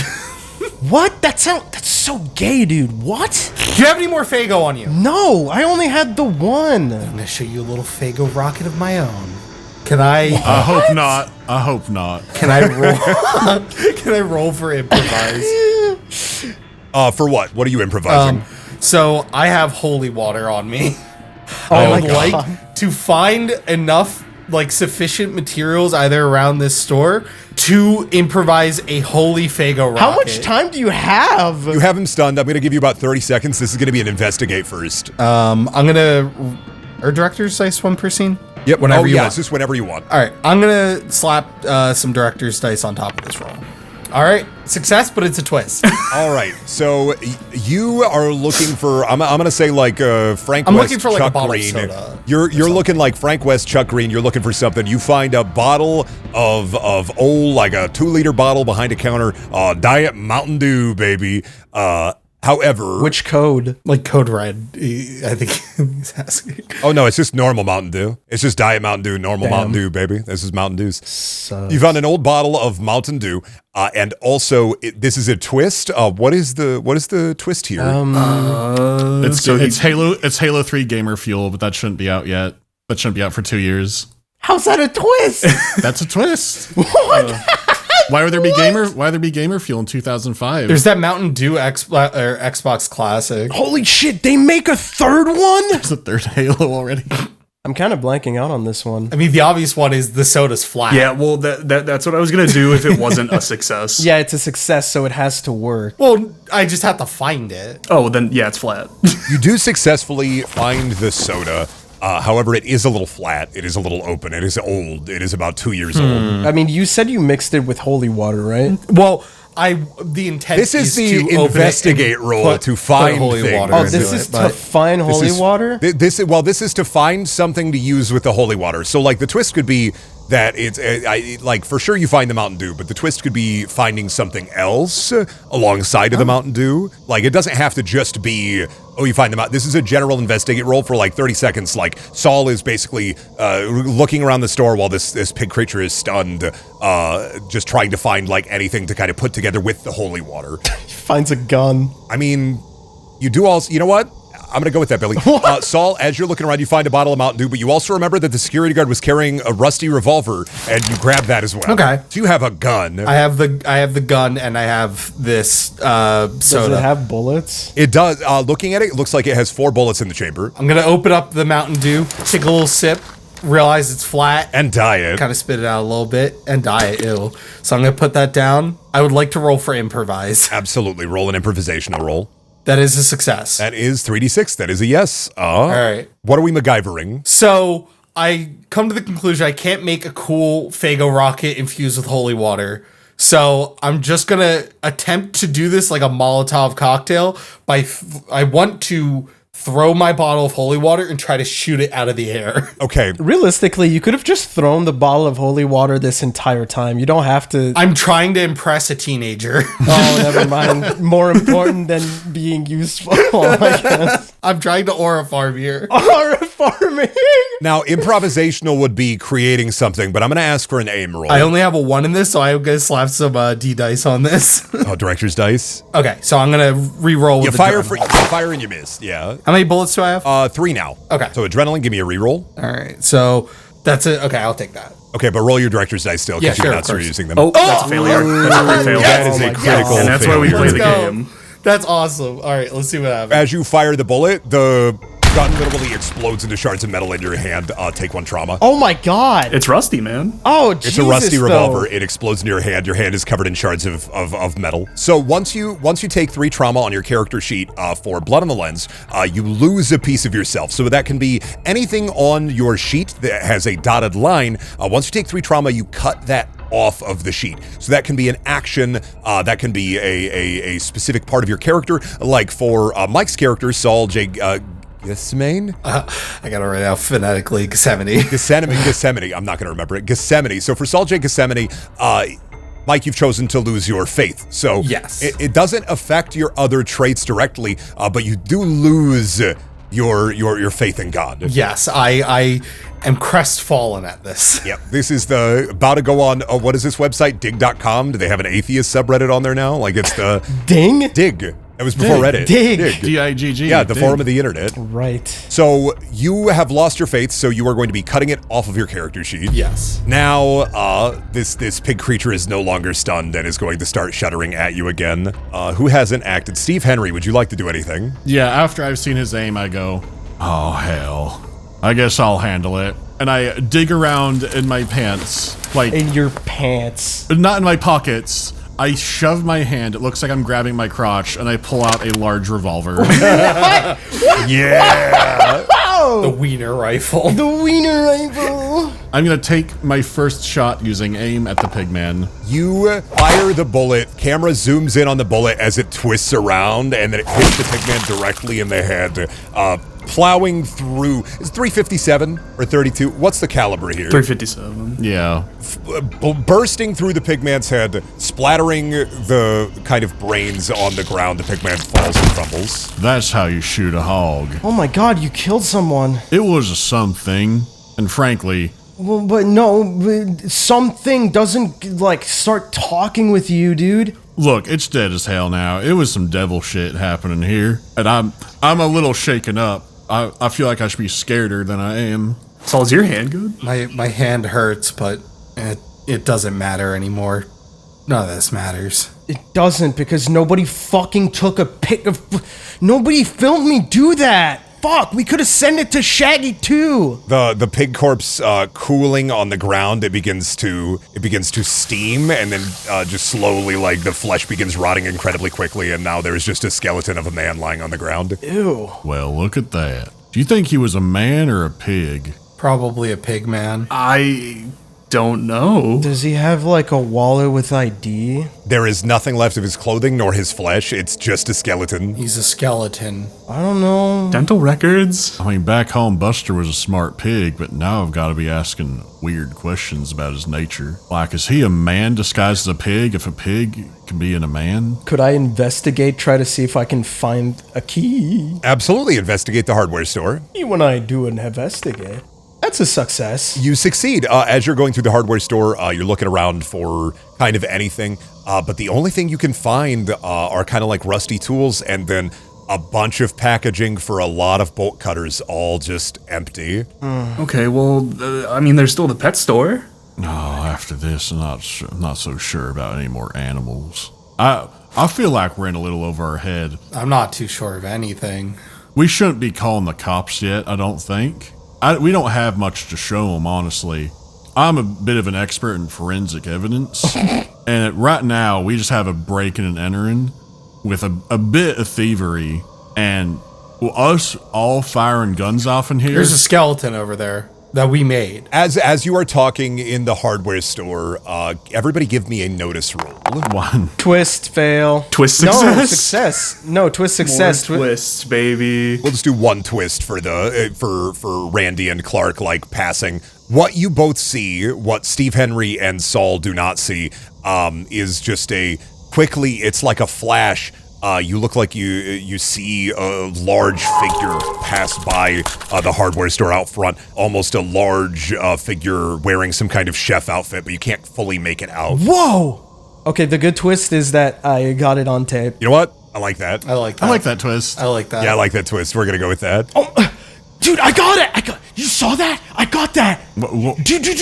I got that. What did you get? What's happening? Look, let me show you the replay. Let me show you the replay. Yeah, you do thing. I replay the tape and I pause when we see the figure. It's a bit grainy, but you can see the figure. The head is darkened, but it looks like some kind of from that earlier statue that almost fell on Saul. It looks to be in the same shape, but much taller. Some kind of pig wearing an Italian outfit, but the outfit is a bit moldy and kind of broken in places, exposing chunks of blood. You see a giant gash in the cartoony head that looks to be made of kind of a harder plastic, and you can see just for a split second in the footage, you can see the faded image of a green human eye fully opened and exposed in the crack where the head is as it passes by. Is that Peter Pig? I'll be damned. It's a pig that can be Italian. So... Key? We didn't find a key, right? No. Did not find a key. You just found a bunch of packaging for bolt cutters. Okay. I don't know if it's a good idea to be around here anymore. Maybe we should go. We're looking for your grandma. Well, yeah, but grandma, like, I don't know, man. Like, she was gonna die anyway. She was old. He might have a point. I'm not seeing much lucrative in this place. I'm sorry, man, but like, we almost died a few times here. I think maybe we should go. Saul would like to convince the group that we must pursue this. Roll your convince. You have a success. Listen, I know a lot of tough things just happened. I'm still a bit shaken as well, but even if God's not real, you know, common human decency is your grandma, man. You know, how about you grow up for once in your life and actually help someone? Whoa. That was really gay. You know what? There's something else I've been keeping from you too. I just gotta get it off my chest. Oh my God, please. Santa's not real either. Okay. What the hell? No fucking duh. Alright, that is my character beat of reveal your deepest, darkest secret. What? You thought that your kid, you think Santa's so real. You thought he was doing like something there. He's like 15, 16. Yeah, he treats you like you're 9. I can't believe your deep, dark secret is Santa's not real. Just to everyone out there, Santa is totally real. Oh yeah, if you're listening to this and you're under the age of 15, believing in Santa, go away. He's real. Go get out of here. Well, first off, you should really not be listening to this, but also like go away. So yeah, I basically G-check you on your grandma. All right, well, I guess we should go to Paula's Pet Goods. Oh, they got Twinkies here. Leaving the Sullivan's Home and Goods store, you notice long scratch marks leading away just into kind of nowhere almost. You follow them for a bit, and then they lead to a wall next to Paula's place. Entering Paula's Pet Goods, you see rows of rotted pet food and an empty aquarium far off on the back wall. Cages that once held animals from the local adoption center sit empty and rusted from rainwater that slowly oozed in from the ceiling. There's one aquarium flickering in the back that seems to be filled with some kind of liquid. The light is flickering on and off in it. Whoa, that aquarium is thick like pea soup. Yeah, it's got like a thick, almost like purple ooze in it. I tap on the glass. Okay, maybe we don't just like touch stuff. Well, it's too late already. As you walk, immediately the first thing you see is, weird thing. I'm going to walk towards that. Give me a react real quick. This is a new scene? This is a new scene, yep. Well then, I had a +1 to my react. It's a success. That is a pass. As you begin walking towards the aquarium, shelf falls over and you dodge out of the way, just deftly missing it. Whoa! I caught it on film. Keys. We keep like that. Yeah. We just need to find the key. I'm still kind of curious about going and tapping the glass, so I kind of sneakily go tap the glass of the purple liquid in the aquarium. Yeah, because there has to. I don't know. It looks weird. You tap the glass and a thick bubble of liquid. It's almost like a bubbling like. Does it sound like a big old fart? It does kind of sound like some flarp. Ew. Little flarp posting for you. Ew, stinky. I roll investigate, I guess, to try to find something. Okay. That's a success. Awesome. Okay. So you are kind of like scrounging around the pet goods store. You find another tape, it looks like, for your tape recorder, as well as a small picture of the brass key. Next to it is a picture of that tank. And let me play that analog horror for you. Give me a second. Guys, come here. I found it. I found something. What's all this? Oh, you know, Leslie has me recording these for whatever reason. She wants me to keep a journal, and I just can't keep up with writing. So she'll get me this here recorder. Mrs. Nesbit was dropped by with her grandson again. I tell you, that boy isn't right in the head. He kept barking at the fish and saying, "Go dog, go dog." I swear, things have been going to hell since she came back to town. Oh my god. I love that. That's supposed... Oh, I remember doing that, actually. You start barking apropos of nothing. Roo-roo. Oh, You were just barking at the fish as a little boy, just walking up to the fish and going, oh, oh, oh, oh, oh. That boy ain't right. That boy ain't right. More importantly, look at this. I think the key's in the tank. Go get it, Bark Boy. Yeah, he was going for it. What? I mean, you're a man of God. You should do it. No, I've renounced my faith. What? Oh. Did you not see him completely fuck me over back there and blow a gun up in my hand? I don't think God did that. I don't think God did that because I don't think there is one. That gun was rusty as hell. Like, it belonged to a man pig. I don't think it was any good. And if God cared about me, he would have de-aged the revolver and made my shot the cleanest thing this side of the Mississippi, I'll tell you. And if God cared about me, I'd be out of town by now. I don't think you know how this works. And also, hold up, 1 second. Randy, when did you start believing in God? That's what I thought, pussy. Go reach your hand in that flarp tank. Whoa. Yeah, that's right, I'm edgy now. Saul's hair is like very short, high, and tight and blonde, but he's trying to like bring it down to like an emo, like cover his eye, but it's only going a little down his forehead. He's like licking his hands and like trying to pat it down, trying to like lick the gel out of his hair. Yeah, but it's like standing straight. He's really trying to fight it, so it just looks like I got fucked up a little. Oh. Yeah. Kind of badass. Give me a, you know what, actually, give me a withstand roll for invasive thoughts, actually, Mike. Yeah, sure. Failure.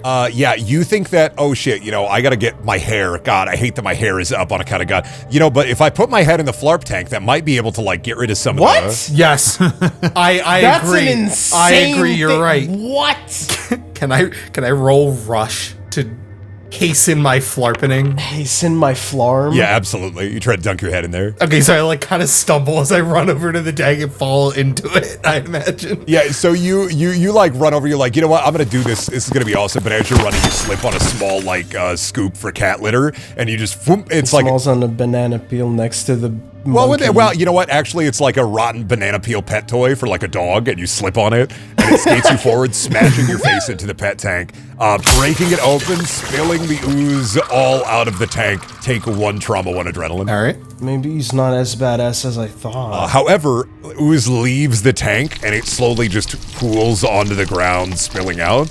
And the key, how thick? We talking we're molasses? thinking like thick like molasses. It's flarp. It's like goo. It's like Ivan ooze. It's like the slime from Ghostbusters 2. It's just a damn. As it kind of like flows out of the tank to the ground, and then the key is right there in the broken glass in the aquarium. Well, look at that. Your crisis of faith has led us to something valuable for once. I reached forward to take the key. As you reach forward to take the key, the flarp springs off of Mike's face in the ground and then latches onto your arm. Oh, hell! Roll a react for me, Steve Henry. It's a 2. I'm gonna burn an adrenaline to try and roll it again. 5 and 4? 5. Yeah, that is a pass. That is a success. You quickly like avoid a good bulk of the flarp as it goes towards you, and then you quickly wipe off the flarp that has got on you. It doesn't burn. It just feels cold and wet. Oh, that was fucking weird. It's cold. The ooze just begins to move with a groaning. Ew, it's moaning. Oh, don't let that wet willy touch you. Yeah, no, that was not a pleasant flarp. I'm leaving. This is fucking weird. The ooze begins to slowly follow you. Yeah, but it's slow enough that I can walk away. Yeah, I was gonna say, how fast is the ooze? Pretty much, you could just walk away from it. We're just fucking walking away. Fuck. Okay, do you guys just want to go? Yeah, I don't want to stay here. Come on, Steve, let's beat this place. Kind of smells like farts. I want to leave. Yeah, I gotta want to get away from that. Grabbing the key, the ooze incredibly slowly following you with like a... Shut up. Piss off, Ooze. Shut up. No! No! Fuck off! Can I kill Brendan, the DM? Can I roll an action for improvise? Absolutely. What would you like to improvise? I would like to improvise a containment jar for the goo. Absolutely, 100%. 100%. Yes. No, I don't want to keep big pizza ooze, dude. I really don't. Roll your improvise. I would like to burn an adrenaline to reroll and add one. Are you fucking kidding me? Improvise that damn jar. Okay, that's a success. Twist. That is a success with a twist. Okay, you do find a jar and you do contain the ooze within. You just scoop it up. It doesn't even like fully latch onto you. You just put it in like a big like jar for like dog treats. Like I put it on the floor and I assume it just auto paths into the jar. Yep. What's the twist here? It becomes a little man. It forms into a little man. It becomes a little round man who resembles a famous Hollywood actor. Maybe he was in The Whale. Maybe. Fuck off, all of you. As the ooze, smaller somehow, fits into the large jar, it slowly begins to transform into the face of an actor from a movie that you saw a while ago. It was an awesome movie that some of you remember it as like The Mummy, but it looks like Brendan Fraser. His face just kind of in the jar, but purple, and he goes, "Oh, thank you so much for saving me." I didn't realize he was gonna keep talking. Holy shit. He looks like the guy from The Mummy. He looks like the guy from Monkey Bone. He does. Holy shit, he looks like the guy from King Kong. That hasn't come out yet. That's the last movie I saw before this happened to me. Wait, Monkey Bone or The Mummy? The Mummy. The King Kong. Oh. He was in The Mummy and Bedazzled. I never saw Monkey Bone. Fuck, I'm crying. You never seen Monkey Bone? No, I never saw Monkey Bone. I haven't seen Monkey Bone either. You probably really like it. I don't think I've like a homunculus like that. Dude, this is gonna be really good for your ratings. I mean, it don't look exactly like him. It's all like fucked up and weird. Randy, you have like a 1.5 GPA. How do you know the word homunculus? I'm not that dumb. Full Metal Alchemist. Okay. Oh yeah, I accept that. I watch anime. Oh yeah. Oh, anime. Watashi, what the fuck are you talking about? Oh man, I'm sorry. Oh, no Dragon Ball in the creepy mall, please. I'm hearing enough Dragon Ball from the kids of the track. So, Randy, expert opinion, is this like a Pokemon? So stupid. I'm not a Pokemon. Sorry, I'm not a Pokemon. I'm not Squirtle.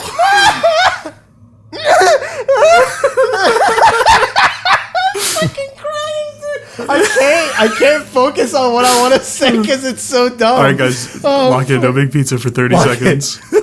No, challenge impossible.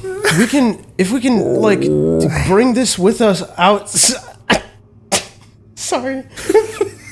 If we can bring this outside with us in the real world, your ratings are gonna go crazy. I don't know. Is he even a ghost? Oh, please don't. I don't want to be on I don't want to be on TV. I look horrible. Who are you, Mr. Gooman? Clark? Oh, my name is Peter. Wait, like Randy's granddad? Is that you, Randy? Oh my god! Randy, you lowlife. You can't recognize your own grandfather? I kind of don't look like. I look like Brendan Fraser from. Hey, I'm scolding him here. Can you just let me have this? Yeah, that's fine, man. Alrighty then. Okie dokie. He used to like just be a fat guy, but now he's just like that. You're gonna hurt his feelings. Randy, it's Pete Jr., Randy, it's Pete Jr. He has your grandma in the pizzeria. What? It's your Uncle Randy. You gotta stop him. He sounds like fucking Rick and Morty. Lock in. Lock in. It's really hard to lock in right now. Dude, 10's on a timer. Actually, the bomber You gotta lock in. next Man, to like the bomb timer's going off. Fine. Okay, Grandpa. We'll bring you. It's your Is there a way to uncle. turn you back? The only way you can stop him is if you kill your grandma, Billy. I mean, Randy. Who the fuck is Billy? No, I don't want to kill Graham. You're gonna have to. The spiritual umbilical cord that connects her to Peter Jr. needs to be severed. What the fuck? This What is the fuck are you? The slime talks to you for a second, it like in the slime voice, but I'm going to exposit. You need, because I'm gonna laugh the entire time otherwise. Years ago, your grandparents had 2 children. Your mom, named Christine, and Pete Jr. Pete Jr. is their oldest son, but after a horrible accident at one of the local slaughterhouses, most people assumed he was dead. For years, instead, he has kind of been locked up in the basement of their home, and your grandfather was taking care of him without your grandmother knowing, like hiding him essentially in the basement, trying to take care of him. Your grandfather tells you that eventually your grandmother found out and found like an old book, an ancient book, turned him into goo, and then brought Peter to the pizzeria and stuffed him in the mascot suit. For a while, things were fine until the fire. Peter was almost normal. He basically just shut down like a robot at the end of the day, but he acted as if he was the mascot delivering pizza to all the kids in Peter's Pizza. Oh my god, it's fucking 5 days ready. Michael, you can't leave me here. The purple jar of goo that your grandpa is, you never saw it around the house, and after the fire, Mrs. Nesbit thought Pete Jr. was lost forever. However, your grandfather tells you that Pete Jr. abducted her and the goo and has locked both of them within the pizzeria. Oh, that is crazy. You gotta kill me too. Stop! Okay. Sorry, give me a sec. I need a minute. Holy shit. I turned to Clark. Did you get all that? I think. Did you film that? I'm rolling a name thing. Shit is happening now. Wow. I think you're fine. You're proficient in that. You know how to use that camera, so that's your camera. You don't have to roll for that. It's your camera. But now's a time to bring up the wrench in my character. My character before this did not believe in ghosts. This was all an act. He's a little rattled.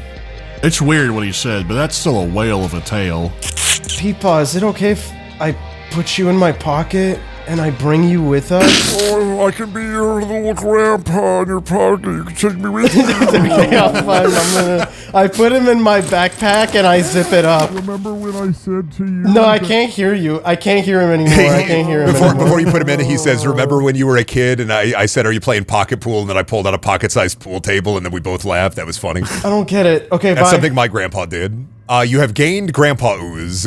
Great. And the final key for the door. I think we should go save my grandma. Yeah, It's the first good idea you've had all day. she might have a reward. I don't like this new persona you have. It's kind of lame. She might have something good for us, considering all the trouble we've been through already. As you leave the pet goods store, you hear a...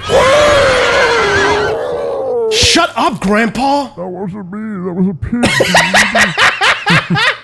Whoa, how liminal. When we get back, can you just put me in front of the TV? Could I watch The Simpsons? No, okay, we're done here. We're okay. The pig, yes. Heading back to the pizza paddler, you put the key in the lock, you open it up, and the doors open. As the doors open, you see the interior dark, but the lights begin to flicker. To your left side are a bunch of arcade machines. To your right side are a bunch of skee-ball machines that all begin to turn on, and basically imagine like an arcade coming to life whenever the manager just turns the power on. In the back, you can see the door to the kitchen, and the carpet in there is kind of that planetarium, like that funky, goofy carpet. There are ceiling tiles missing left and right, and a bunch of plastic red tables all around. The smell of rotten pizza and rotting flesh grows stronger as you step inside. There's just a fetid smell entering your nose that just is like, ugh. Grunkle Peter?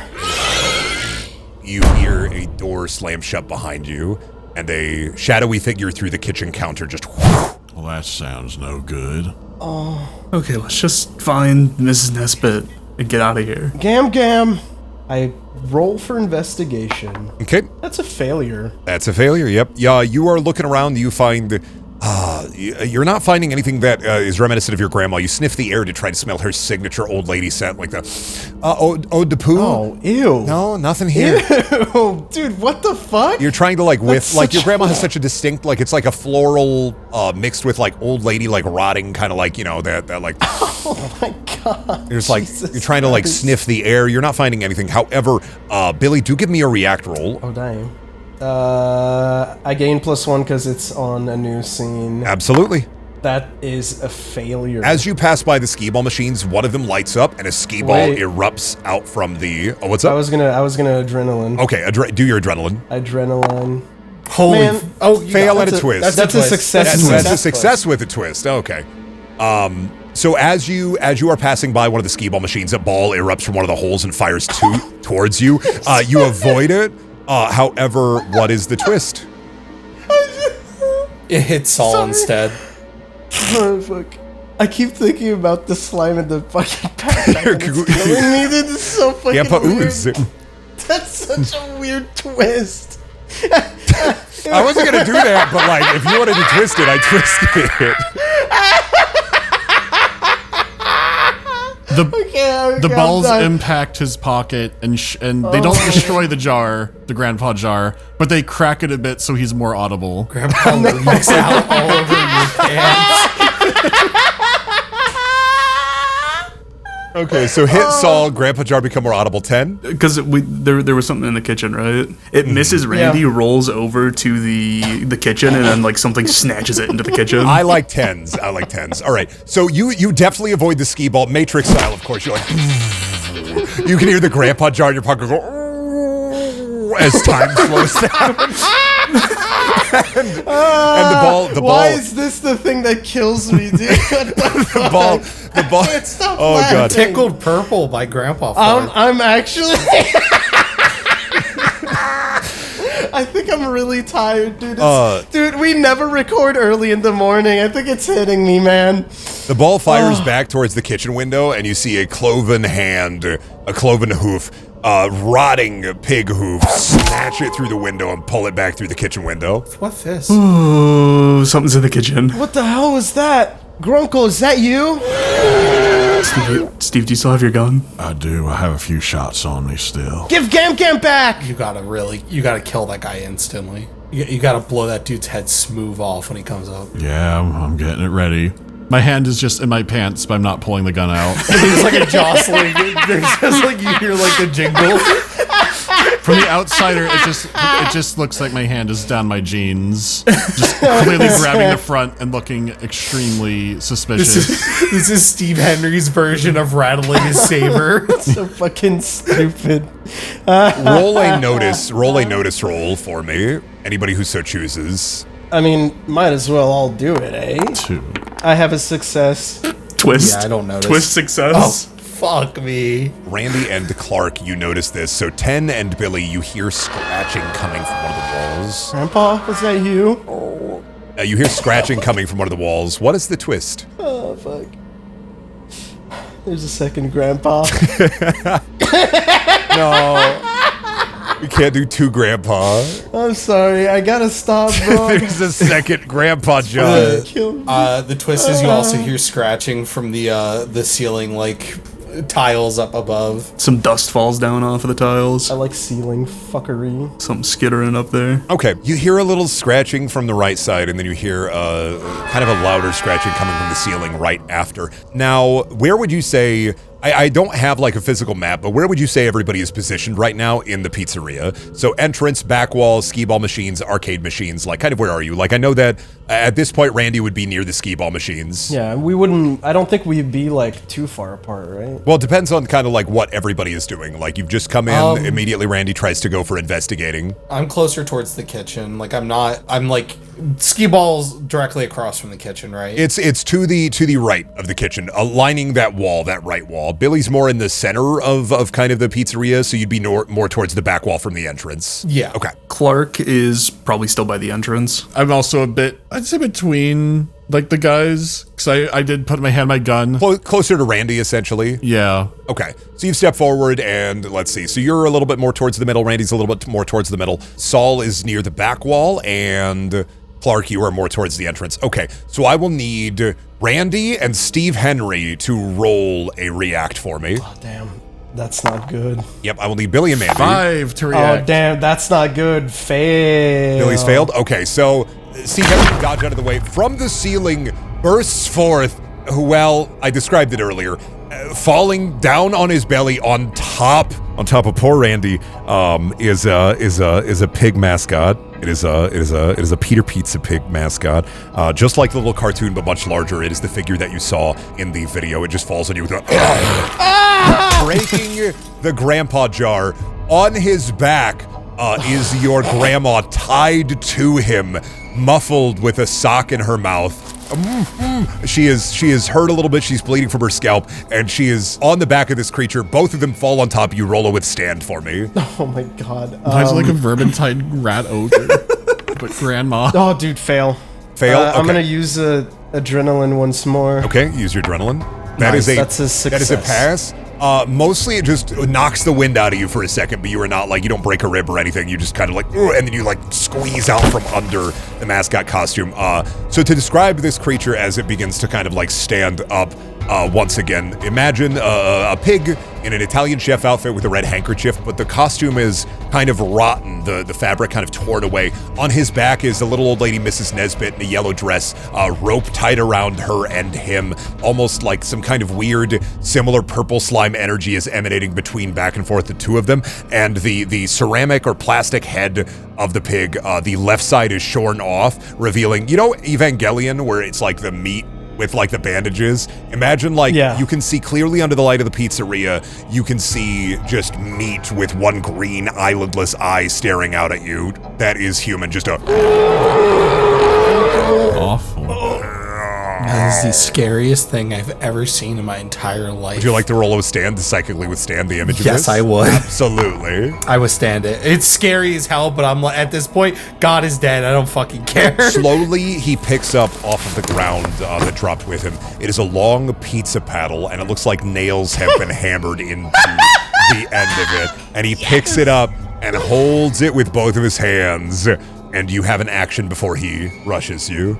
Everybody except for Randy has had to I'm react. on the floor. Yeah, you are getting up essentially. So, Steve Henry, Saul, and Clark, you have an action. Shoot him. I fired Wait, the pig. did you say that grandpa Your grandpa was just... it cracked. Now the purple ooze is kind of just like congealing in your pocket, like, oh shit, you gotta get her. Stop it.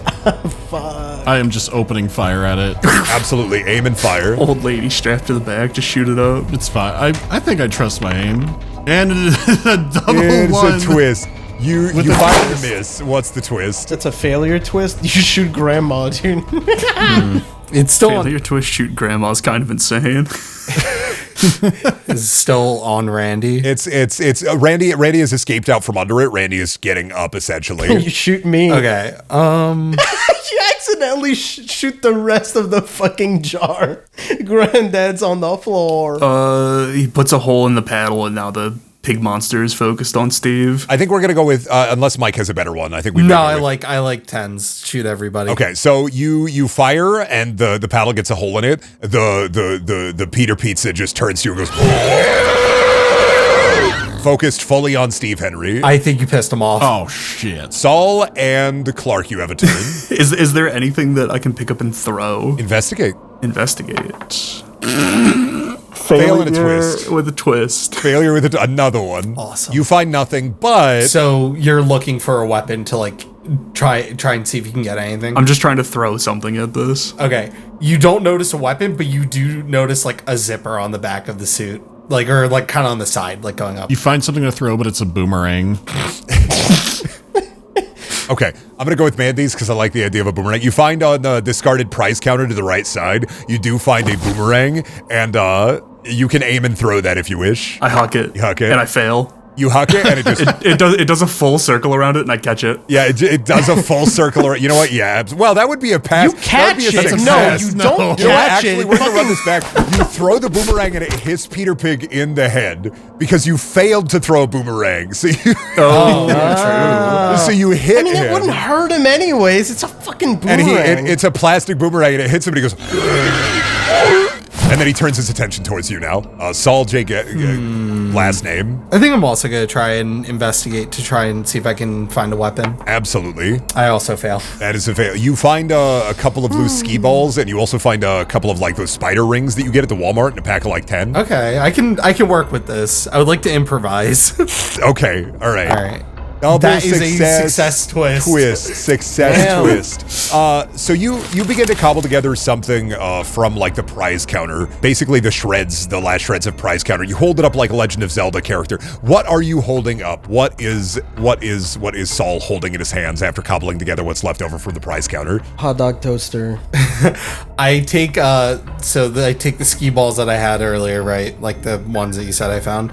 I take the spider rings. I take a few jacks, and I can basically. Well, I think the twist would be I don't know if is the twist like failure success, or is the twist what you actually make out of the stuff that you find in the prize counters. So that's what I was like asking the others here. What would you? You know what I want to hear from everyone else. Yeah, what would Saul hold up in his hand like an RPG character after fiddling for a minute in the prize counter? I don't know what arcades had. It's one of those. It's a large plastic Pokeball with a dog shit off-brand Pokemon plush inside of it. Like, it's probably not licensed at all, but it was in the machine as a prize. More so asking, like, not what prize he's holding in his hands, but more so what he has improvised out of the leftovers of the prizes. He had the Pokeball is filled with, like, sharp nails and shit he found also in the machine. Nail bomb Pokeball. Nail bomb Pokeball. Like it's rusting, kind of falling apart, and like when he reaches into the little prize slot, it's like there's like nails that have fallen out and other just sharp little things that he's shoved into it. All right. I can work with that. Do you ever have those Pokeball toys where it's like they had a little string on them, so you'd throw it and it would pull the string open? Yeah. Oh yeah. Yeah. So I'm thinking that. So I take like the ski balls that I have, and I'm gonna attempt to throw them at the pig to get its attention, so it will like charge me. Oh, okay, absolutely. All right. Yep, we'll go with that as a twist. As you've improvised a Pokeball weapon. All right. And you are going to throw a ski ball, so that's going to be aim. I would like to burn my adrenaline. Absolutely. Roll to 4. Hey, by the way, I'm right there. You're throwing the Pokeball, and I'm no right throwing there. the ski ball to trick him into the into the nails to make him run at me. Okay, so I thought you were throwing. No. You were like, fuck God, fuck whatever, kill this guy. That is a failure. So I do try to throw the ski ball, and I end up missing. Yep, and it just whiffs past him. Pig is still focused on, I believe, Clark. So, Clark, does he get off me? Yeah, he's off. Yeah. He got off you during. Yeah, he got up. You are. I didn't realize. Squeezed out from under him. He was focused on Steve Henry, and now he's focused on Clark. So Clark, he's going to rush at you, and as he's running at you, he's literally, the costume splits open. Mrs. Nesbit on one side, his body, you just see flesh as the costume splits open, and there's just a spinal cord in the middle that whips out towards you. What? The spinal cord whips towards you. Clark, take your react roll to avoid it. React. I can get a bonus because I haven't done that yet this scene. So I get 2. I fail. The spinal cord whips out towards you and hits you square in the face, dealing 1 trauma, 1 adrenaline. Okay, that's 3 trauma for me. So I'm going to lose my ghost hunting gear. Damn. The costume is going to split back and reform, and then it's going to set its sights on Saul. It's basically it begins to come at you with its pizza paddle. So it's rushing me actively? Exactly. So it is going to rush you actively, react to avoid. This is the skill I wrote for this is 20 minutes or less. So it's winding up the pizza paddle, and it's basically going to try to come towards you and smash at you with the pizza paddle. All right, so I'm going to react. Absolutely. Success. 5. You dodge out of the way, and the pig whaps into the prize counter, setting off the Pokeball, exploding and showering it with nails as the nails kind of pierce it, and the force from the pizza paddle hitting the Pokeball as you perfectly react, and the nails just slice into it. One of them slice into Mrs. Nesbit, and the sock falls out of her mouth, and she's just, boys, you gotta kill me! You gotta kill me, boys! No, we can't! You have to kill me! It's the only way! You're gonna kill her. Grandpa? I can't get another charge. The pig is now back turned to you. Mrs. Nesbit is turned towards you. Would anybody like to act now? While Mrs. Nesbit is screaming, kill me. I go to untie her. Okay, roll a rush. Fail. Okay, you run towards Gam Gam and you slip and fall, unfortunately, on the skee ball that Saul threw earlier. So dramatic. I mean, she is screaming to kill her. Yeah. I'm getting 2 people telling me that she's gonna die, and one of them is her. I don't have a gun. You don't need a gun to kill somebody. I'm not beating an old woman to death with a flashlight. I'm going to shoot at the pig again. Absolutely. Shoot at the pig, not the grandma. Not grandma, I'm shooting at the pig. Absolutely. There's nothing stopping you from like curb stomping an old woman. Success. One hit, maybe. The bullet passes through the head of the pig costume with a wet squelching, and then you hear as the bullet slowly falls out of the backside of the pig's head and falls to the ground. Damn. Bullets really ain't slowing it down. Someone might have to kill this woman. No! It can't be me. I can't get another charge. Clark is right next to Steve. I think he's gonna grab it.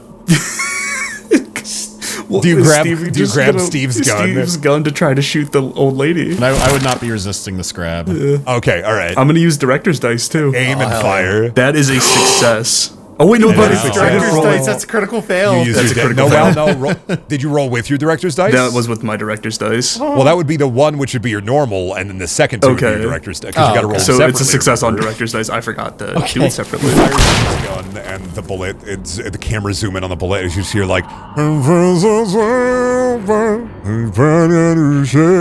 And I'll tell you all about it when I see you again. The bullet, middle of Miss Nesbit's head. You would think that blood would begin pouring out of the grandma like wound, but instead it's just purple ooze as slowly she just deforms and turns into a pile of purple ooze. The pig costume alongside her. The ooze in your pocket. Billy, it begins falling to the ground and traveling down Randy's leg, and it begins to pool in the middle. The purple ooze from the grandma and the pig costume also begin to ooze, and the ooze all congeals into one big pig as you just hear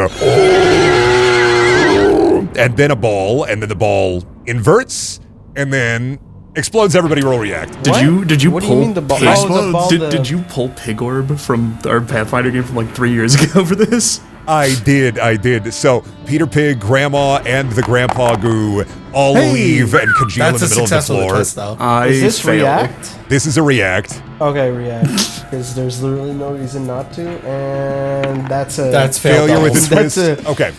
Well, maybe there is a reason not to, because now I got failure with a twist. My God. So 10, you will take 1 trauma, 1 adrenaline. Okay. Mandy, you succeed. You are thrown. Those who succeed the roll. So Mike and Mandy, you both succeed the roll, and your characters get.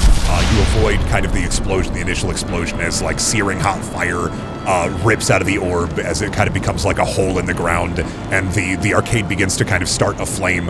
However, Mandy, you have succeeded with a twist, and Billy, you have failed with a twist. So 10 will take 1 trauma, 1 adrenaline. Billy, you will take 1 trauma, 1 adrenaline from the fire. What is the success twist of Mandy's character, Steve Henry, getting away from the fire? I have to sacrifice. What do you sacrifice? Sneak. Okay. Your arm also horribly burned in the fire as you take a trauma. And then what is the twist for Mandy's getting out of there? Success. I think Mandy dodges out of the way and like kind of ducks into what I imagine. Are there like little booths for like, sitting down and eating pizza? Yeah, like a little dining booth, yeah. Steve Henry dodging it all is kind of a twist. Yeah.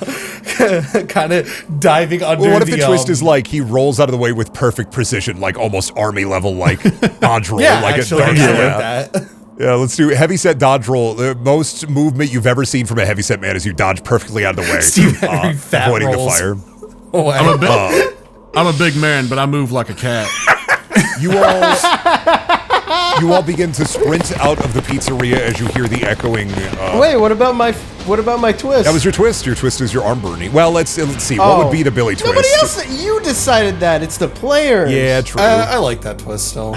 Like you're like permanently damaged. Singed on your left side. Singed on your left side where your uncle was visible. I want to say you take burns to where your uncle's costume was visible, echoing the Peter the Pizza. And it's a pig burn. It looks like a pig. You all run out as the pizzeria begins to catch a light and the Katy station begins to start on fire again for the second time. You run out, doors are open. As you go out, you realize it's the sun is coming up, and you all reach your cars, turning around in the sky. You, especially Randy, damaged, limping, broken, beaten. You look up at the sky and you see 3 clouds emanating from the Katy station as it burns in the shape of humans waving goodbye. This is so fucking gay. And then he passes out. I mean, anybody else have anything to do? Anything to say? All that and no go-kart parts. God damn it. I don't think I can show anybody ever any of this footage. I lost everything and gained nothing. Thanks, Randy. One last roll, 10. Roll a luck roll for Clark Robinson. What? Fail. Oh my god, you have a You look at the camera was damaged in the battle. Oh yeah, no, I lost my ghost hunting gear. But the tape. The tape, You the have tape and the one camera, tape. the tape and the camera Remember? were damaged. Only one tape. No. There was a tape. we switched tape after the That thing. tape is on me. Yeah, that tape is on me. The one with the what was it that we filmed again? I can't remember. It was that the Fates ski Finds? ball. That was the Yeah, Fates that was Finds. no, that was the footage that Mike took that just did not. Sucked. He failed that roll, so it's just feet. It's just feet Oh, pics. great! Good for you. Yeah. You So the suck. the only footage that survived was people talking and the floor. Nice. You got a broken part. Let me take my hand to this camera. I've got to roll improvise to see if it's actually fixable. Roll your improvise. Shit. It's a 5 and a 1. No, Hey, that's a fix. You actually look at that and you're like, if we take this back to my place, maybe we can salvage something from this and make some money off of it. yeah, if we take this back, I might be able to fix this, but I'm gonna need a cut or a percentage, as they say in the city, for whatever investigations of the paranorman you find on this thing. Where am I gonna live? As Clark and Steve are talking about the camera, Randy and Saul, you two are kind of looking at each other, and you both notice something. Earlier, you had grabbed the hammer and you had grabbed the piggy bank. You look at each other. Randy, you see a bit of purple ooze leaving Saul's nose, and Saul, you see a little bit of ooze leaving Randy's nose, slowly traveling down his nose. And then we cut to credits and it plays I want something else to get me through this. Kind of life, baby. You both look at each other. You both look at each other and you say, "Wow, this is something kind of perilous." That was forced, man. I didn't have one. You've done all right? better. On the radio, it just says, watch out, there's on the CB radio in Steve Henry's truck, you just hear like, Breaker 19, we got a situation, another fire at the Katy station. Looks like we've got to be careful later. Looks like it's going to be a perilous situation, if you know what I mean. Oh, hell.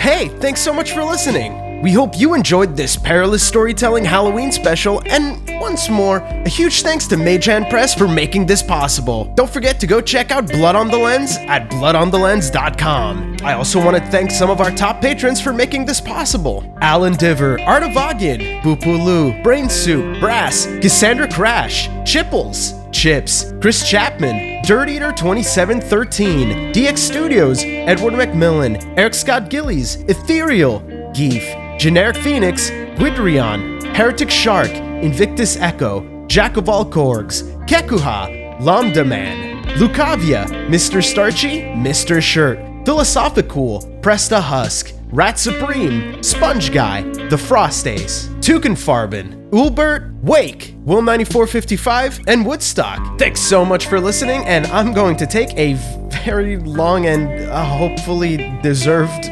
weekend. I am dead.